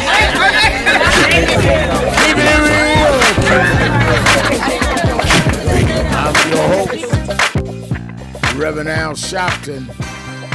Let's go back to the phones and to our message board. Attorney Jennifer Jones Austin is our co-host. Brian Leonard says, Attorney Jones Austin, he's already raised tariffs on steel, and he has. That's a fact. And then Tricia says, I pray over my car every day. I can't afford a new car, and I can't afford higher car insurance. I ain't got it. So they're both right in line with what you're saying. And I think that a lot of us watch the news like they talking about somebody else somewhere else. Spot on. Can you hear me, sir? Yeah, we hear you. Yeah, that's right. The people like it because we haven't really talked about tariffs in general. I mean, that's been something that the nation has never really centered on and in our communities. But people have to think about it like tariffs are taxes. Whenever you hear tariff, think about a tax, another tax on you and your family. That's how you have to think about it. All right, let's go back to the phone. Let me go to the activist extraordinaire in Chicago, Sister Pam. Pam, you're keeping it real with Sharpton and Jones Austin. Thank you, Reverend Sharpton. Hello, Attorney Jones Austin. Always appreciate your analysis. And, Reverend, I'm going to start by saying, run, Kamala, run. Soon after the election, I asked you, Reverend Sharpton, where is she, what is she doing, and would she seriously consider running again? Mm-hmm. I wanted to. But this time it has to be a different strategy. And I'm also concerned about not only the votes that she garnered, the election, but also the votes that were suppressed and oppressed. And Reverend Sharpton, the only reason I continue to bring up Greg Palast and his research, his investigation, is because it's valid for me because Reverend Jesse Jackson, he's looked at it. He's invited Greg Palast. So it's not that I'm just trying to push, some fantasy. The numbers are real. The voter suppression that occurred was real. And so I'm just saying I would like, if Kamala Harris is serious, first, I would like for her to meet with him. I would like for her to meet with all of the civil rights organizations. And then I know we have to have a serious voter registration drive, but I'm just still concerned about the voter suppression techniques. The Democratic Party needs to commit and do whatever. And if that means redistricting, then do it. You don't have to wait to see what's going to happen in Texas. Just do it. If we have the trifecta, governorship, state houses, then let's just do it and be done with it. Now, for Attorney Jones Austin, I'm going to ask you, you talked about tariff, taxes. And my concern is, and you let me know what your analysis would be on this, we haven't come out of the price gouging from COVID. So we're still fighting that. And so on top of that, we're going to have tariff.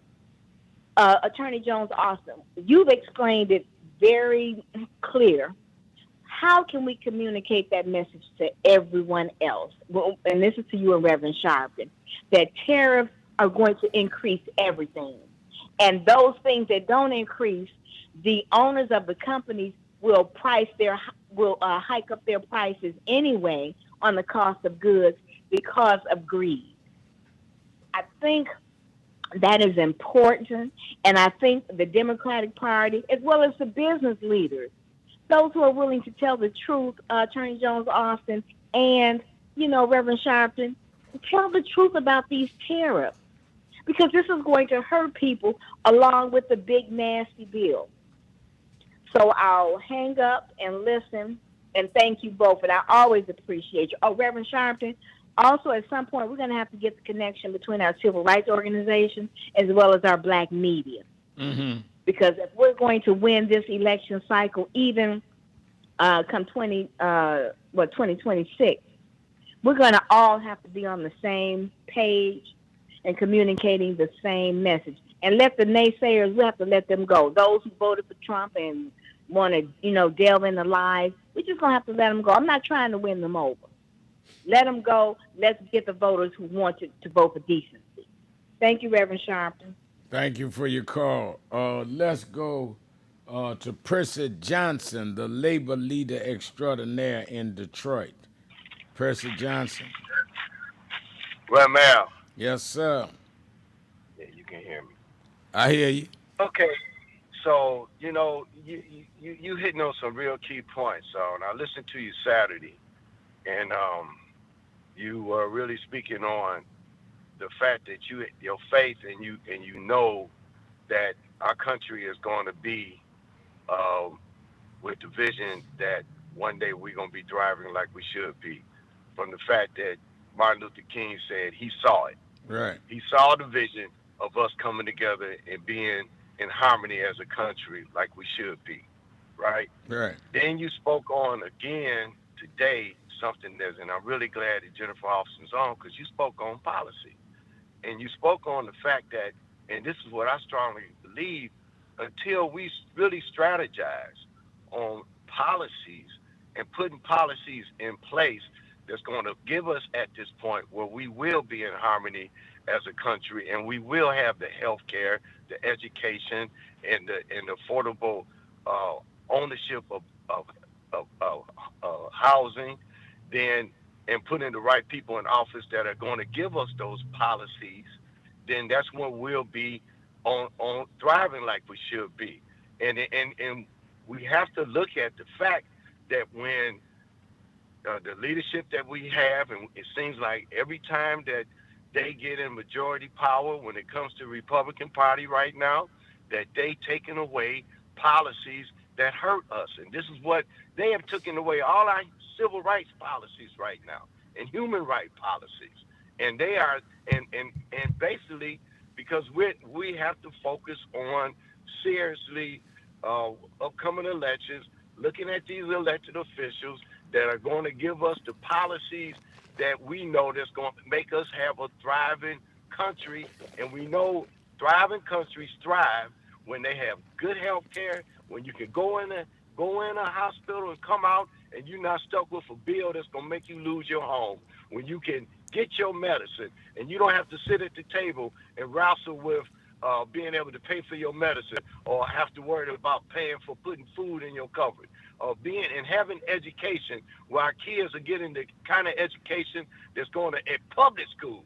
We right now, our conversation is all on this man with this 14, 18-year-old, and they leading the conversation with that nonsense instead of the fact that here it is. I mean, we need to talk about a little bit about that, but give me the schools that's going to give our kids the education in these public schools, and they're taking funding away from our public schools instead of increasing the money for public schools and making sure that our babies are being educated so they can thrive in the upcoming workforce that's going to give them successful careers. And these are the policies that we have to push for, Reverend. We got to lead we got to start leading the conversation. And for me, I wish Kamala Harris would have ran for governor, because I feel that if she'd have ran for governor in Florida and would have won that position, and with the people in California that believe in policies of really making their state with stuff that I was just talking about, then that would be a template of coming from California with the way that country could be running, and she could really put all the policies that she was pushing as a president in California, put it in, make it in California. Then we would have something to work off of how it should be across the country. Jenny? I don't disagree. I do believe that our Attorney General, then turned Vice President Harris, has served us well and would serve us well again. I also got to respect that it's a Herculean effort to undertake a run for governor, and maybe she's thinking long term and long game. I mean, look, she had a great showing in the 2024 election. I want to say that the country came up short. Not that she came up short, but the country came up short, and so maybe she's holding back until then. Your points about, the centering on Epstein when, so many of us are suffering and we're not talking about the issues, I think you're spot on. I think it's also a distraction, an intentional and willful distraction, right? If we stay more centered on Epstein, then we're not looking at the impact of the big, beautiful bill, the big, ugly bill, and what that's going to do. You talked about, all the changes that have come out under Trump over the course of the last little while. One thing that we don't talk enough about is the fact that he's put a cap in this big, beautiful bill on education funds, on the money that people can get from the government, grants and loans to go to college and go to grad school. And what's the aim there? To ensure that people who have lesser income, don't have wealth, don't have savings, can't go to college and grad school, where we know that in America, you're likely to have a higher income if you go to college and grad school. So it's all by design. It's all manipulation. The other thing I just build on your point, something that Reverend Sharpton and I have talked a lot about, is we as a people need to make sure that when politicians are talking to us this day about affordability, it's more than affordability. It's economic security. Because what they've been doing with us for decades, welfare supports, income supports, and is just making sure we have just enough. And so to your point, when the car breaks down, right, when you have a medical emergency, if all you have is just enough, and you've been able to save $200, $300, hoping to save another $200, $300, when the car breaks down, when you have a medical emergency, that money is gone. That little bit of savings is gone in an instant. So the government knows that if they focus on just enough and not economic security, then you're never going to build just a little bit of wealth, essential wealth, critical wealth, just enough to weather economic storms. And that's the big game that's been played on us for decades and for centuries, because they know that wealth is the game changer. It's what gives you economic security and freedom. Let's take a break. One more thing, Mel. Wait a minute. We got to go to break. Okay. Keeping it real. Sharpton, Jones Austin. Be right back. Whole person. I got it.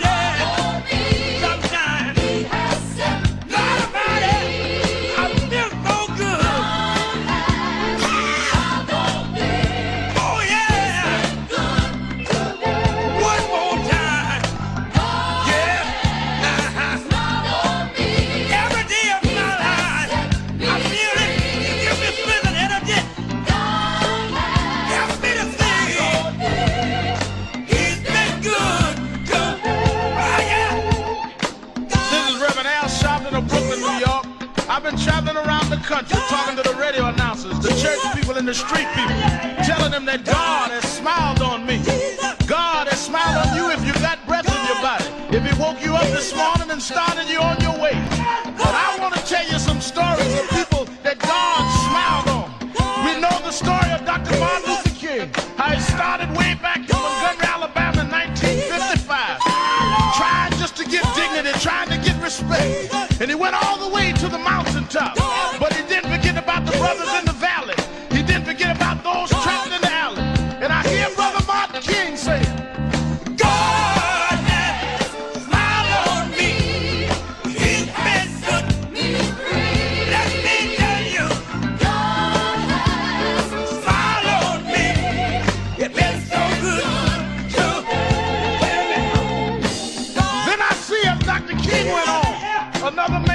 to the forefront by the name of John F. Kennedy, who rose up and said, let's not stand back. Let's not wait for a handout. Let's wait for a way out. He said, ask not what your country can do for you, but what you can do for your country. He said, don't us gravel and don't us moan, because God doesn't smile on us. Let me say it. God has smiled on me. He has set me free. Let me say it. God has smiled on me. One more time. I want to say this song. I'll say God has smiled on me. He has set me free. Get up. God has smiled on me.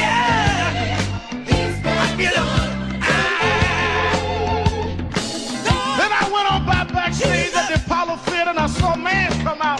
They call him the King of Soul, James Brown. And James Brown said, Reverend, don't you worry. I started out as a shoe shine boy. I started out as a convict. I started out uneducated. But I learned to sing my song. And I sung it all over the world. I told him it was a man's world. I told him about the big payback. I told him Papa got a brand new bag. And all over the world, they can hear my voice. But Reverend, don't you frown. Don't you bow your head. Tell him what you told me, Brother Brown. I said, now God has smiled on me. He has set me free. Yeah. He has set me free. God smiled on me. You've been so good to me. Then I went home and I told my mother what Brown told me. And she said, son, even though we don't have much, we don't need relief. All we need is belief. And she said, he didn't tell you no lie, because the Lord will take care of you. God sits high, but he looks down low. And every time you get discouraged, every time you're burning down, all you have to do is think of the things that God made a way for you and look toward the heavens. Lift your eyes to the hills and say, God, God, God, don't smile on me. Now then, the God has smiled on me. He has set me free. God has smiled on me. That has been so good to me. Yes, he has. I say, God smiled on me. He has set me free. And I know all over the country, smile on me. We need jobs. We need a way to make it. We need help. We need jobs. We need a way to make some money to feed our families and raise our bread. We need a way to survive, so we don't need crime as a survival kit. We just need a little bit. But don't give the hope up. Don't lose the faith, because God will smile on you. God will give you the strength. God will make a way for you. Adam Clayton Powell said, keep the faith. Keep the faith, baby. I hear Robert Kennedy saying that it's not the dream of, but it's the dream that'll live on forever. Just know that God will smile on you. Dr. King had a dream. Dr. King said, I went to the mountaintop, but I didn't stop there. I looked over and saw the promised land. I hear Brother Malcolm saying, don't sit on the stoop. Stand up and be a man. Respect yourself. Be somebody. Then I hear the brothers in the Hispanic community say, I'm going to stand up and be a man. I'm going to do the best I can. I had a reaper say, I don't care what time you come home, but just give me some respect when you get there. God has smiled on me. He has set me free. God smiled on me. You've been so good to me. Sit down. And as we move on in history, let us remember that if we look to God, God has an answer to all of our problems. God is still the same God he was years ago, and we can still make it. We can still hold on like Frederick Douglass did. We can still keep him on like Martin Luther King did. We can still ride on the way everyone that made it did. They didn't have much, but they had a whole lot of faith. They didn't have money, but they had a lot of determination. We know that God will look out hoping that God will make a way out of no way. If you just keep the faith and refuse to lose, and God will make a way, because God's children don't have color. God's children just have will. And I can still hear somewhere in my mind James Brown say, God had smiled on me. He had let me free. Let me sing here. Yeah, Lord. Yeah, Lord. Yeah, Lord.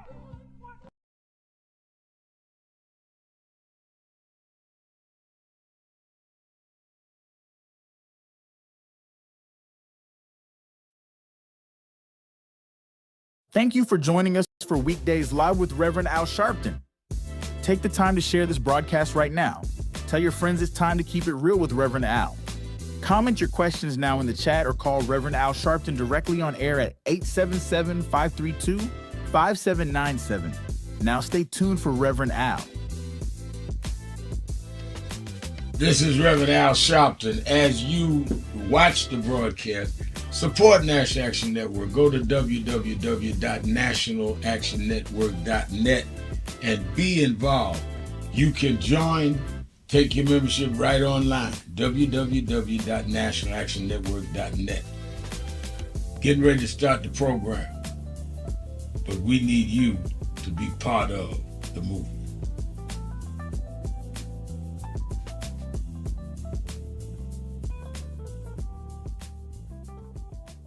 It's been a long time coming, but I know 1968, Dr. Martin King was killed in Memphis, Tennessee. And it has been the commitment of National Action Network to always, in the month he was killed, to let them know they killed the dreamer. I have a dream today. When they came for the dream.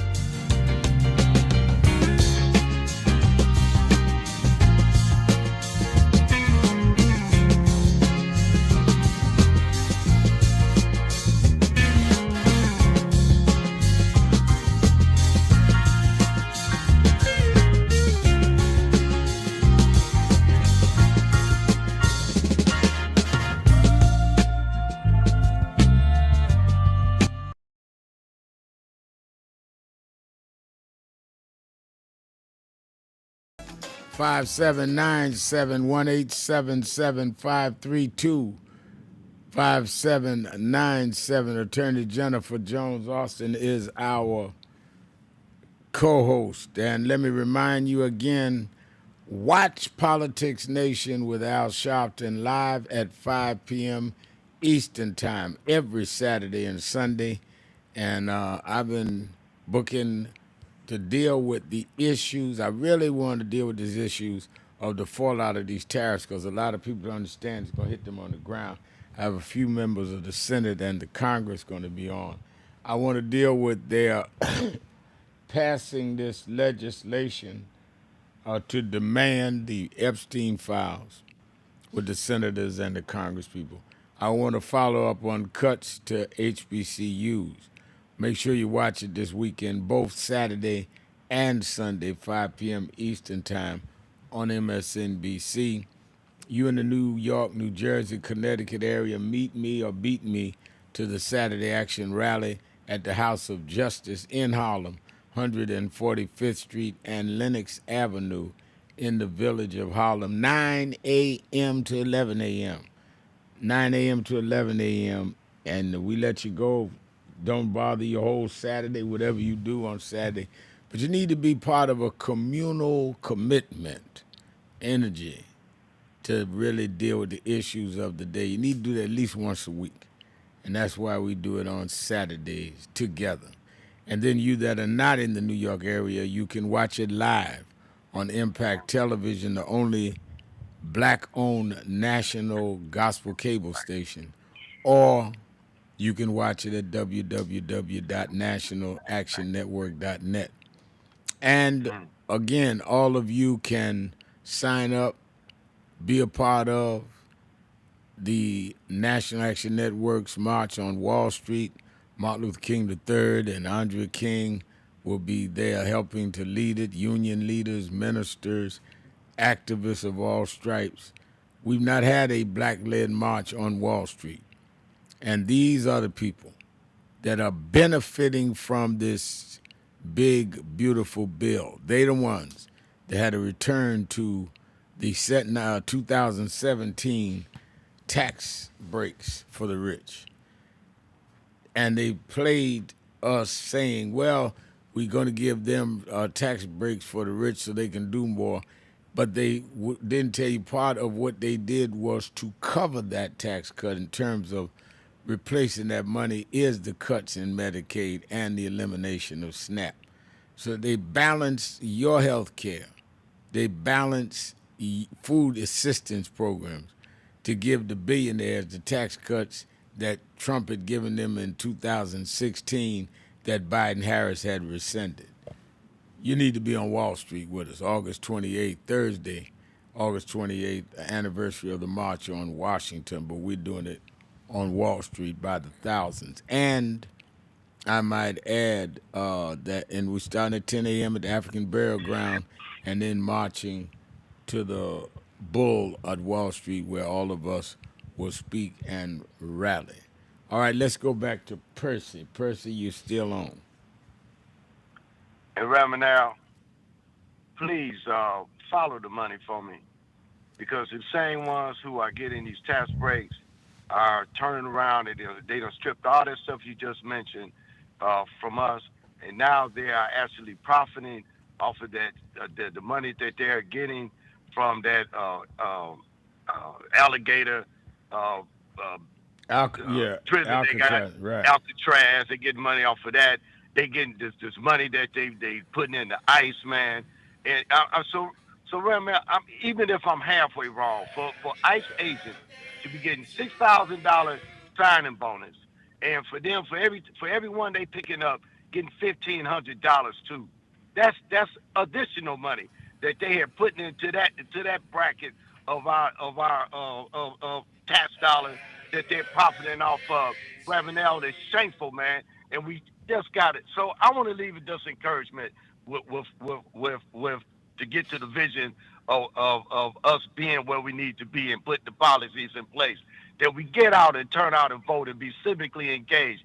Because I'm sorry, we did not come out and vote the numbers that when we won, we didn't come out of these numbers this past election. We reached the numbers. We have shown that we can win, but we must be civically engaged, and it doesn't never stop. I'm getting ready to go out here and cut my grass right now. When I cut my grass last week, it's not going to keep my grass looking good this week. And it's the same with our civic participation. We got to civically be engaged every election, every civic census period. We got to fill out the census form to bring the revenue and to keep our community and bring in the money that we need for our family and our loved ones. We got to be involved. Got to be involved. That's the name of the game. And, one of our hosts that day, Attorney Jennifer Jones-Austin, will be speaking and helping to host the rally that day at Wall Street. Jenny, you're a policy person. I'm going to the other callers, but I just want you to say why it is important to you that people come out in March, August 28th at Wall Street. You are someone with a lot of gravitas in the city and in the country with policy. Why are marches like this important to push the policy that we want to see implemented? Well, let me just first say that the numbers, we need to have as many people out there as possible. If we never knew it before, we know it now, that the people who serve in office, if we look at Texas, with what's happening with redistricting, gerrymander redistricting, we know that these politicians are concerned about staying in office.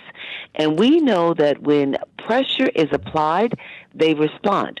We know that in America, that corporate interests very often trump the interest, and I don't mean that as a pun, but they actually, very often, politicians pay more attention to what the corporations say.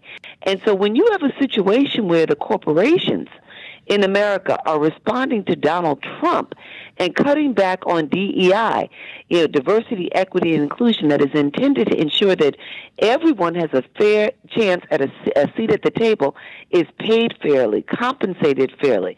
When you have corporations that are bowing down to Trump rather than listening to the people, then we're going to be further harmed. And so what we need is for the corporations to see that we're not taking it from them. We're not going to tolerate, the same way we're not going to tolerate elected officials bowing down to Trump and just going along to get along so that they can keep their profits. We're not going to tolerate it from corporate entities. So we have to be out there as a force, because our presence on Wall Street as a force, saying to corporate America, we see you too. We know this isn't Donald Trump alone. We know that if you're complicit, we heard all the more, we're not going to have it. That's why it's important for us to be out there. Deborah in Atlanta, Georgia, you're keeping it real with Sharpton and Jones Austin. Is Deborah there? I don't think so. I don't hear her. Let's go to Jacqueline in Lake Charles, Louisiana.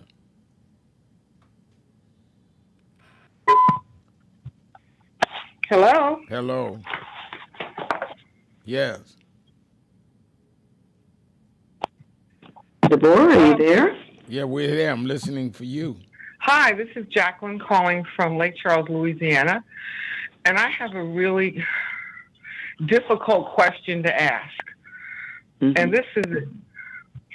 Did white supremacy hijack Christianity, or is white supremacy the cornerstone of Christianity? And I'm talking about going back centuries. Wait a minute. Did white supremacy hijack Christianity, or is it the cornerstone of white supremacy? I don't think either. I mean, Jenny is well schooled in the church. I don't think that white supremacy hijacked Christianity, because I think that there are some whites that went to white supremacist churches or believe in white figures that didn't exist in the Bible. But there's always been some blacks that maintained our own spirituality, our own commitment. The first Christian state in history was Ethiopia, the Coptic Christian church. That has not changed. I don't think they've hijacked anything. I think some blacks went and started worshiping their way, but many maintained, many never stopped our basic roots in how we worshiped from the days in Africa on. And white supremacy certainly didn't come from Christianity. If you read the Bible, it is antithetical to supremacy, period. That's why Jesus was crucified. Hold on a minute. Let's take a break. Hold her on. We'll be right back. Keeping it real. Sharpton, Jones Austin. Be right back. 400 years later, it's time to do some assessing where we came from. While Alabama, Georgia, and South Carolina, and Mississippi take the hits, the real trade market for commerce and cotton was New York, the port of New York. As a matter of fact, Joe, the first state to end slavery was Vermont. It was all the way up the coast. The big shipbuilders became rich off of our enslavement. Say our people are not slaves, they are our ancestors. They may be slaves, the person, they're our ancestors, they're our foreparents. The money is made off of the commodity. We were the commodity in the commodity exchange. And they would import Africans. They export cotton and tobacco. And they built the whole economic system around Wall Street. Africans, because they feared the Indians would attack the Dutch, built a wall on Wall Street. That's where they named it Wall Street. It's the Africans, with logs and trees, they built a wall around Wall Street to keep the Indians from attacking the Dutch. So Wall Street was named after us.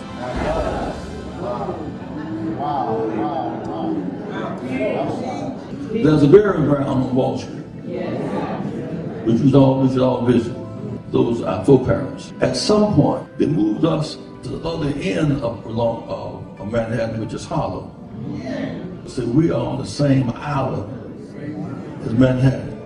Manhattan, Harlem, Wall Street, on the same island. Harlem is right down the road from Wall Street. That's interesting that most of our leaders, who all get different cases, never quite got to march on Wall Street. That was Reverend Jesse Jackson speaking at National Action Network's House of Justice in 2020, saying that we'd ignored dramatizing, putting the spotlight on the economic inequalities, the economic issues of this country by never having marched on Wall Street en masse.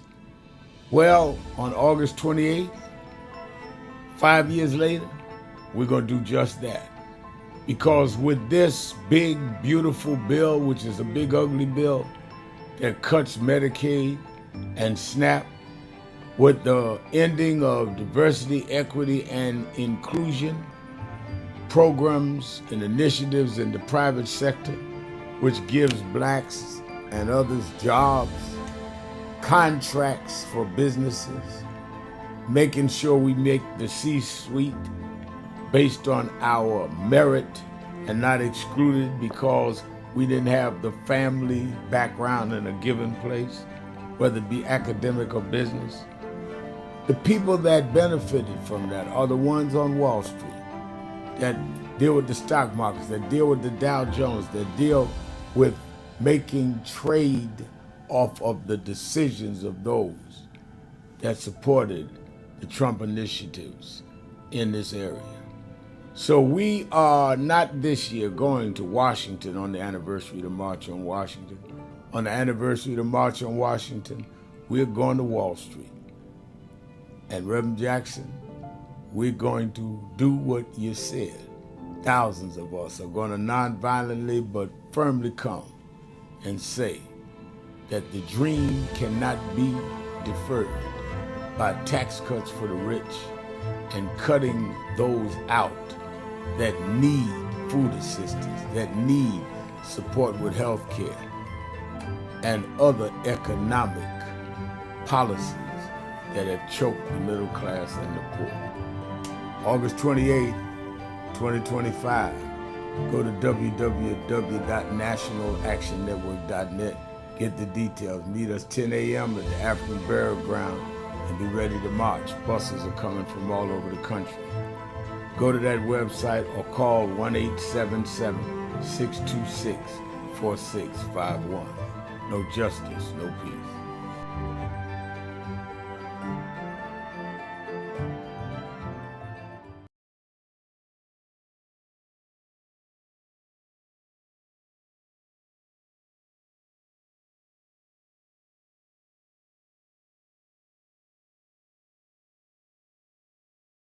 Come on.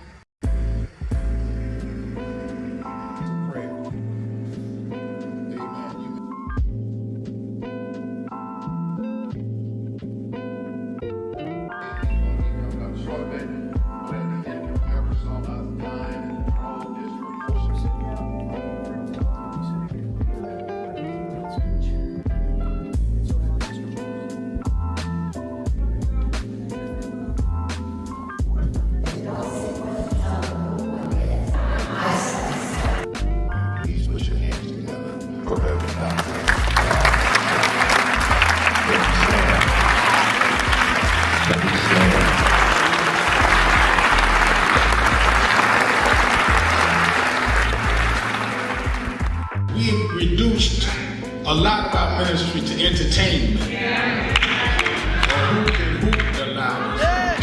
Who could run around the pulpit more? Or who got the dresses fancy and don't deal with the ministry?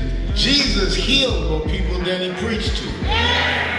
Because there is in the healing your message. They followed Jesus because he healed a woman with the issue of blood. They followed Jesus because Jesus saw a blind man named Bartimaeus. A lot of us would have dismissed him because he was a broke, poor, homeless, a blind man. How you know he was broke, Reverend? Because they say he was begging. But he understood what he was doing because he heard that Jesus was passing by. And when Jesus got close enough, he said, Jesus, son of David, come see about me. They kept telling Jesus, let's go, look, we got a schedule, we got people to see. He said it again, Jesus, son of David, come see about me. And when he did it the third time, Jesus stopped and went and healed the blind man. Now, what I get out of that scripture, Bishop Daughtry, is that the blind man told Jesus, if you are who you say you are, you're going to stop and see me. And if you stop and see me, you will confirm who you are. But when we are pastoring and leading in communities with bad health, we cannot be the followers and representatives of Jesus and walk by people that are sick and we not be part of making them well.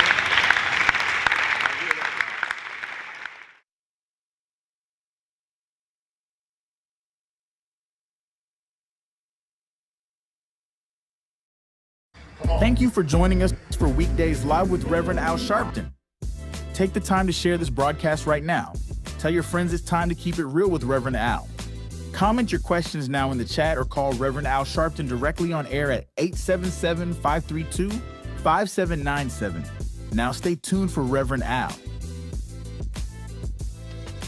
This is Reverend Al Sharpton. As you watch the broadcast, support National Action Network. Go to www.nationalactionnetwork.net and be involved.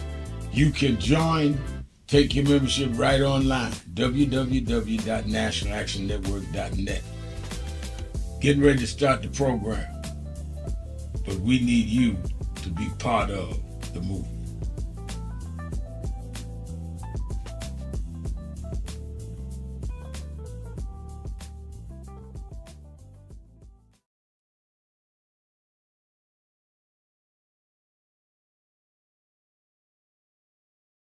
Thank you for joining us for Weekdays Live with Reverend Al Sharpton. Take the time to share this broadcast right now. Tell your friends it's time to keep it real with Reverend Al. Comment your questions now in the chat or call Reverend Al Sharpton directly on air at 877-532-5797. Now stay tuned for Reverend Al. This is Reverend Al Sharpton. As you watch the broadcast,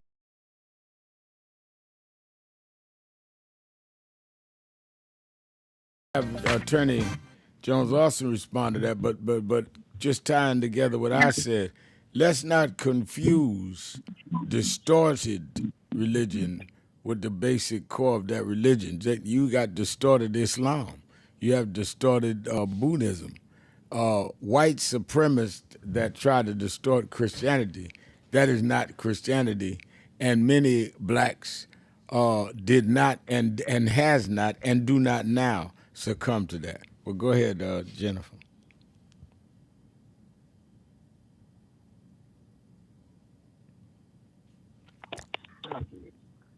Is Jenny there? I'm right here, sir. Can you hear me? Yeah, I hear you now. I'm here. Okay.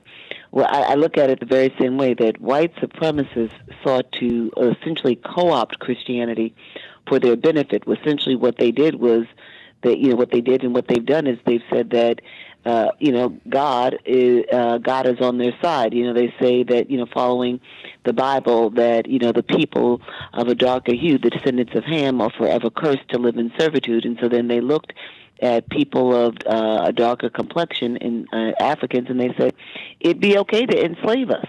And essentially what they sought to do was to use Bible and Scripture to try to justify their actions. But they did, but there have been many Christians that have held out. There are many Christians, even white Christians, who did not subscribe to their use of Christianity to further their means and their objectives.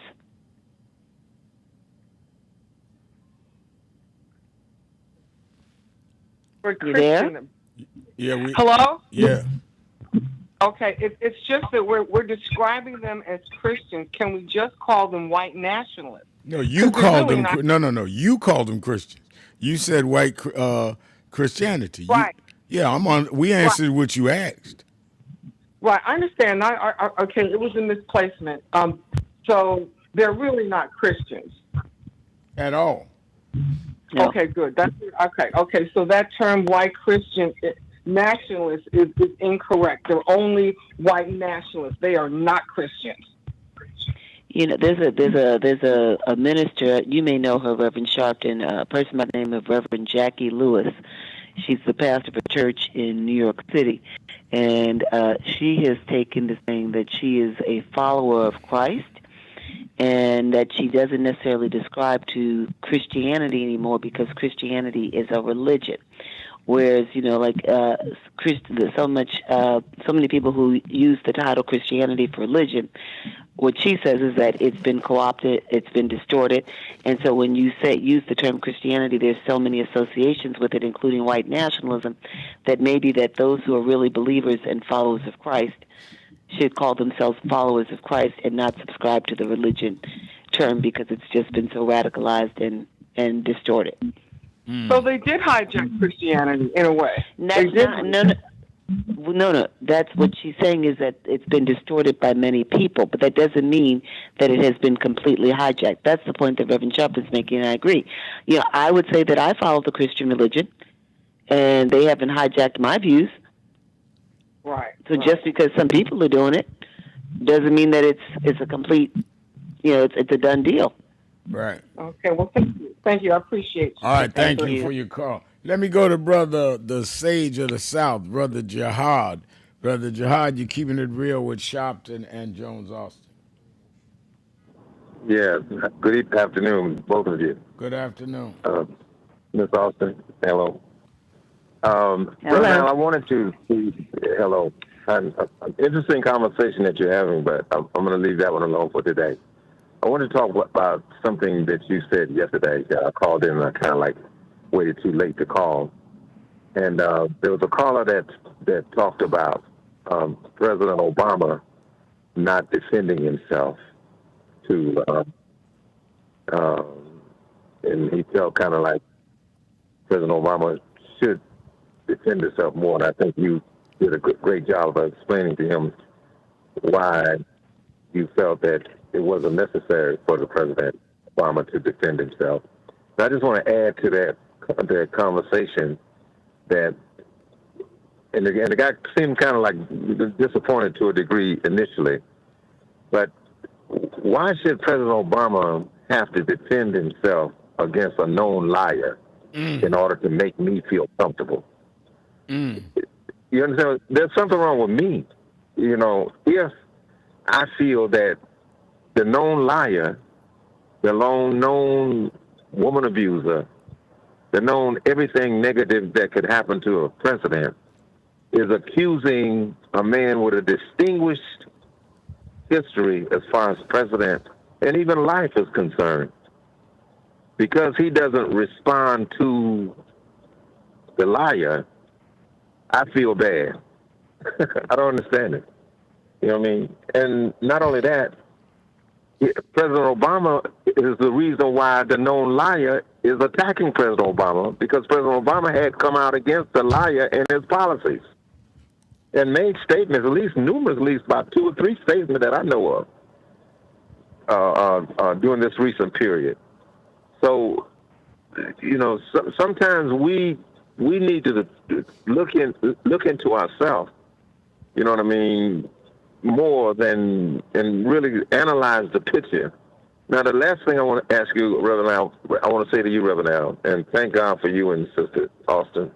and others, what would America look like without a Reverend Al Sharpton and the other people like Miss Austin and our civil rights organizations? What would America honestly look like? That's a very good question. I think that it is something people that are critical need to ask, because in many ways they need to ask that question. Yeah. Yeah. In many ways, we are the only thing standing between them and just outright Only wiping thing. us out. Just outright. The only thing. That's right, Reverend. The only thing. What America would look like is, and the idea of struggling. You said something a few years back, and when I look at the young white nationalists, the young white supremacists, and even when I think about, I saw last night the guy who fomented or organized 2025 is getting ready to run against Graham for his office in South Carolina, right? I saw that. So what that we're going to be, and we just need to accept it, that we're going to need Al Sharptons, and we're going to need Miss Austins as long as we're here, because those people are younger white people. There's a bunch of young white people who have those views, those extremist views. Yep. You know what I mean? Stephen Miller is a young white boy. You see what I'm saying? That has gained power and influence. So why not just accept that we are here?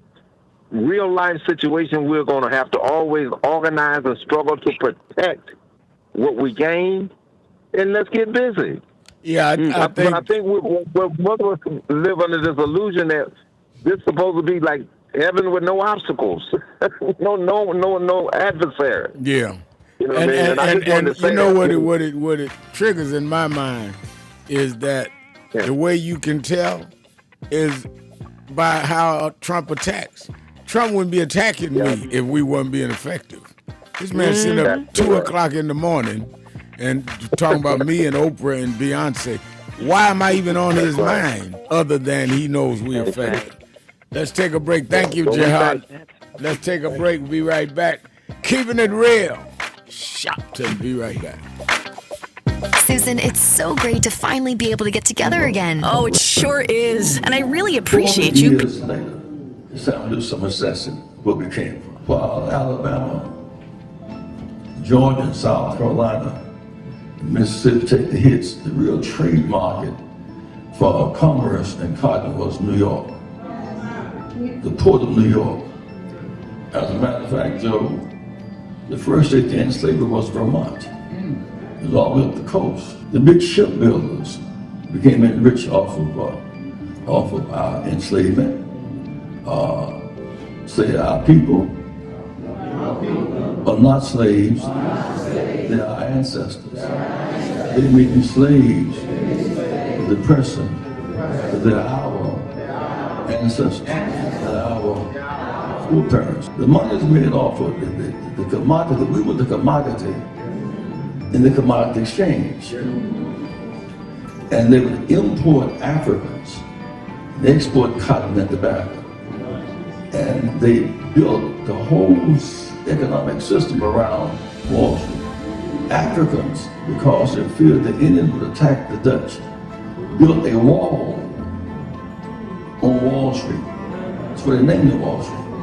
It's the Africans, with logs and trees, they built a wall around Wall Street to keep the Indians from attacking the Dutch.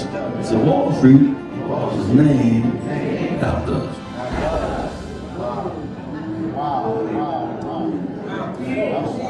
There's a burial ground on Wall Street, which we should all visit. Those are our foreparents. At some point, they moved us to the other end of Manhattan, which is Harlem. So we are on the same island as Manhattan.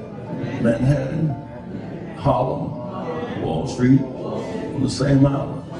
Harlem is right down the road from Wall Street. That's interesting that most of our leaders who argued different cases never quite got to march on Wall Street. That was Reverend Jesse Jackson speaking at National Action Network's House of Justice in 2020, saying that we ignored dramatizing, putting the spotlight on the economic inequalities, the economic issues of this country by never having marched on Wall Street en masse. Well, on August 28th, 5 years later, we're going to do just that.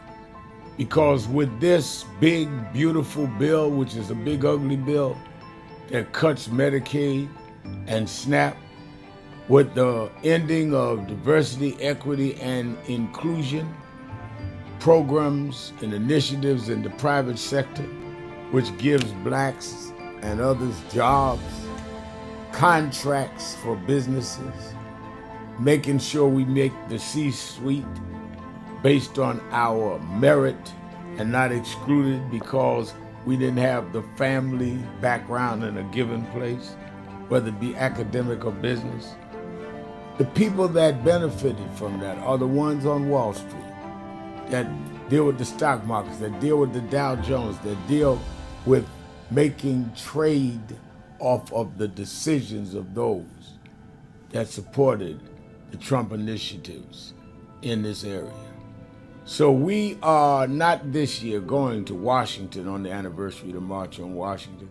On the anniversary of the March on Washington, we're going to Wall Street. And Reverend Jackson, we're going to do what you said. Thousands of us are going to nonviolently but firmly come and say that the dream cannot be deferred by tax cuts for the rich and cutting those out that need food assistance, that need support with health care and other economic policies that have choked the middle class and the poor. August 28, 2025, go to www.nationalactionnetwork.net, get the details. Meet us 10 a.m. at the African Burial Ground and be ready to march. Buses are coming from all over the country. Go to that website or call 1-877-626-4651. No justice, no peace.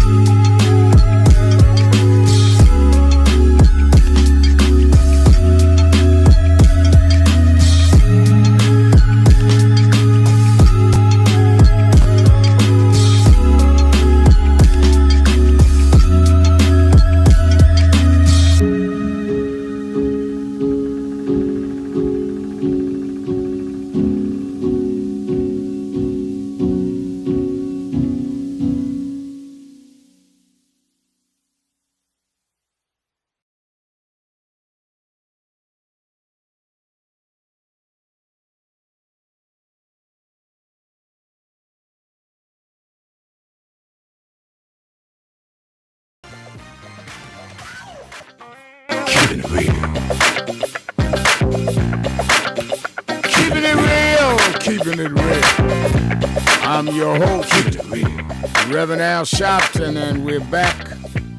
1-877-532-5797. 1-877-532-5797. Attorney Jennifer Jones Austin is our co-host, and let us go right back to the phones, Jenny. Let's go to Deborah in Atlanta, Georgia. Deborah. Hi, thank you for taking my call. Sorry about earlier. What I wanted to say is I'm so glad Kamala Harris did not run for governor of California. She's not governor material, she's presidential material. And that's why they stole the election from her. She actually won, and they stole it from her. And again, Elon Musk has already told us that. And I believe that's one of the reasons Trump does so many things against the state of California. He's devastated. Well, he hasn't totally devastated because they haven't given up hope, and they're a very strong state. But he did try to do a lot in reference to put a lot of people out of work in California, because you remember when he first came into office, he laid off so many people at the health department and the state department, the federal department in California. So he acts like a jilted woman. And with that being said, when we think about the tariffs, in the first 5 months, the federal government of the United States made, $68.9 billion from tariffs. I think this tariffs is BS. I think what he's doing is just doing what he's always done, stole from people. He's stealing from He's stealing from Americans. And he's acting like he's doing us a favor.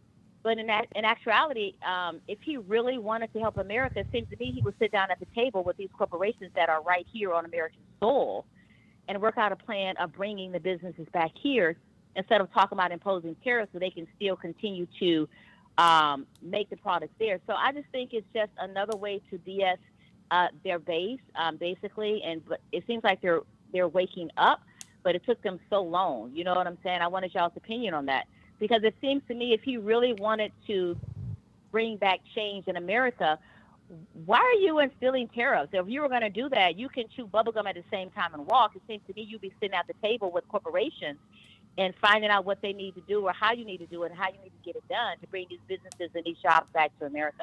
So I think it's just another way that he's stealing money from Americans, taking money out of our pockets, including these governors who've been sitting on millions and now trillions of dollars of surplus every year, ever since COVID. We're in 2025. They're seeing billions of dollars in surplus, but you can't see it in the state that they govern over. And I just wanted y'all's opinion on that. No, I agree with you. I think that clearly he's governing against what he's announcing. He's saying he wants to support the economy. Well, most people's jobs are with small businesses. Well, he's crippling them with these tariffs, because small businesses survive off of off-the-shelf products that are now going up. So he's doing the opposite of rebuilding the economy. And this is clearly a power grab, but it also benefits his big business friends. You know, one of the things that I think people have not brought up, Deborah and Jenny, is we are all in this Epstein case looking at the sexual exploitation of minors, which is the paramount and unquestionable grotesque act. But has ever asked anybody why everybody was doing business with him down in them islands? Was he doing something like cleaning money for people? I mean, there had to be more to Epstein than just that. And I think that you know, I always looked, I said, wait a minute now. Why does he buy islands that he owns? What are they doing on that? He didn't have to buy an island to be a pedophilia. That's right, because they're doing it all the time here. So I think we have to look at that. And one other thing, Reverend Sharpton, I know people are saying that we can't start a party. We can start a party. When I say start a party, I don't mean just with Black people. I mean with Americans, because where we are today, and it gives us. We don't have to go. I know you mentioned about the delegates and the money. We do need the money now. We do that. We need the money, but we have the money and we have the base. And I think this is more of a clear time to do that. And when I say start a party, we form together as a whole, as a nation, and then we determine who wins in reference to Democrats or Republicans, because then they come to us because we are the majority and they are the minority. And I just wish people would start looking at that and stop. And even though these people, because they are in power now, I wish we could look a little further and understand that we have the power. There's so many of us as a whole, not just as a color, not as we're the country. I'm just mean as a nation. There are so many of us right now in just a very point that we are ready for change. And I feel like we can make that change, but they would be coming to us. And then we'll be siding based on who's in the Republican Party, based on who's in the Democratic Party, as to which way we go, because then we would hold the power, because there's just too many of us to let these idiots continue to rule us like this. And I know we have to deal with the law and things of that nature, but just like we said earlier, when in Rome, you do what the Romans do. No, you understand? I appreciate your call. I thank you for your call. I think, someone brought up yesterday, Jenny, about a party. And I would not be adverse to a party if we're going to do the work. But let me put it to you this way. If we are not going to do the work where we are the majority in a city or a congressional district to take over the local Democratic Party, then why would I believe you're going to do the work to organize and bring a whole new party out? If you can't get everybody on your neighborhood to deal with your local assemblyman now, how you going to get everybody to sign a party they ain't never heard of? Now, I'm open to it, but explain that to me. Make it plain. Make it plain. I mean, I keep on coming back to what we're seeing happening in Texas with redistricting. So you start a new party, and now, but your party doesn't have any power. So you got the Democrats, you got the Republicans, and, so now you'll have even less of a vote. And I think it really comes down to, how do you make your vote count? I'm still in this place. How do you make your vote count among the people who are in power in this particular moment? Gerrymandering is teaching us all a lesson. When you start redistricting and you start drawing geographical lines for voting blocks, trying to push all of the Democrats into certain districts and spread the Republicans across other districts so that you can have more Republican congressional leaders. Well, just think about it. You had a third party there, and the third party is not organized and doesn't have the votes. Now you get further squeezed. Yeah, and now you may have even less power. And that is all I'm saying. I'm not down in the caller because a lot of us are frustrated.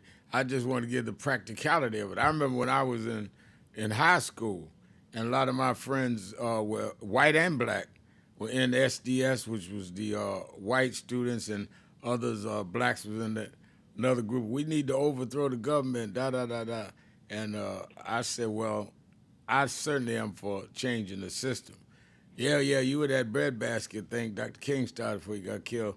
We believe in just taking arms and changing everything. I said, okay, if we get arms and we shoot up everything, when we run out of bullets, where are we going to reload?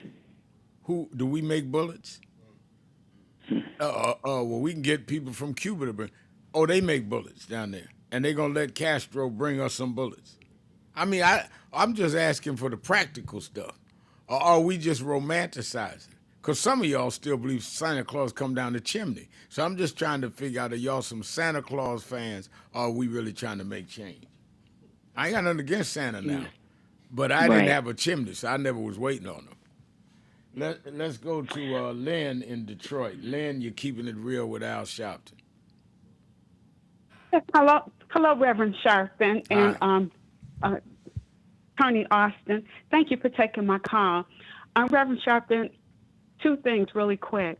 The other day, about 2 days ago, you were talking about how contributions were down in the Democratic Party, and I called in and I said that if the Democratic Party changed leadership and come up with a plan, that they could turn things around overnight. I don't know if you recall me saying that.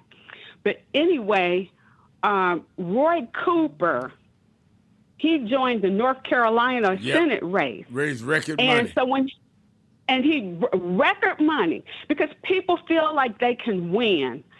the reasons that the younger people aren't getting in the Democratic Party and the reason that they aren't raising money is because people feel like you're going to lose. It's a guaranteed loss. We done lost the presidency, we lost the House, we lost the Senate, we lost the Supreme Court, and we have lost seats. So you're guaranteed to lose your money. I don't have money to throw away on them because Chuck Schumer in there and he can't get his party together. Yeah, but if we organize and put young people out there, old people out there that's talking to their spirit, they'll come in. Zoran proved that.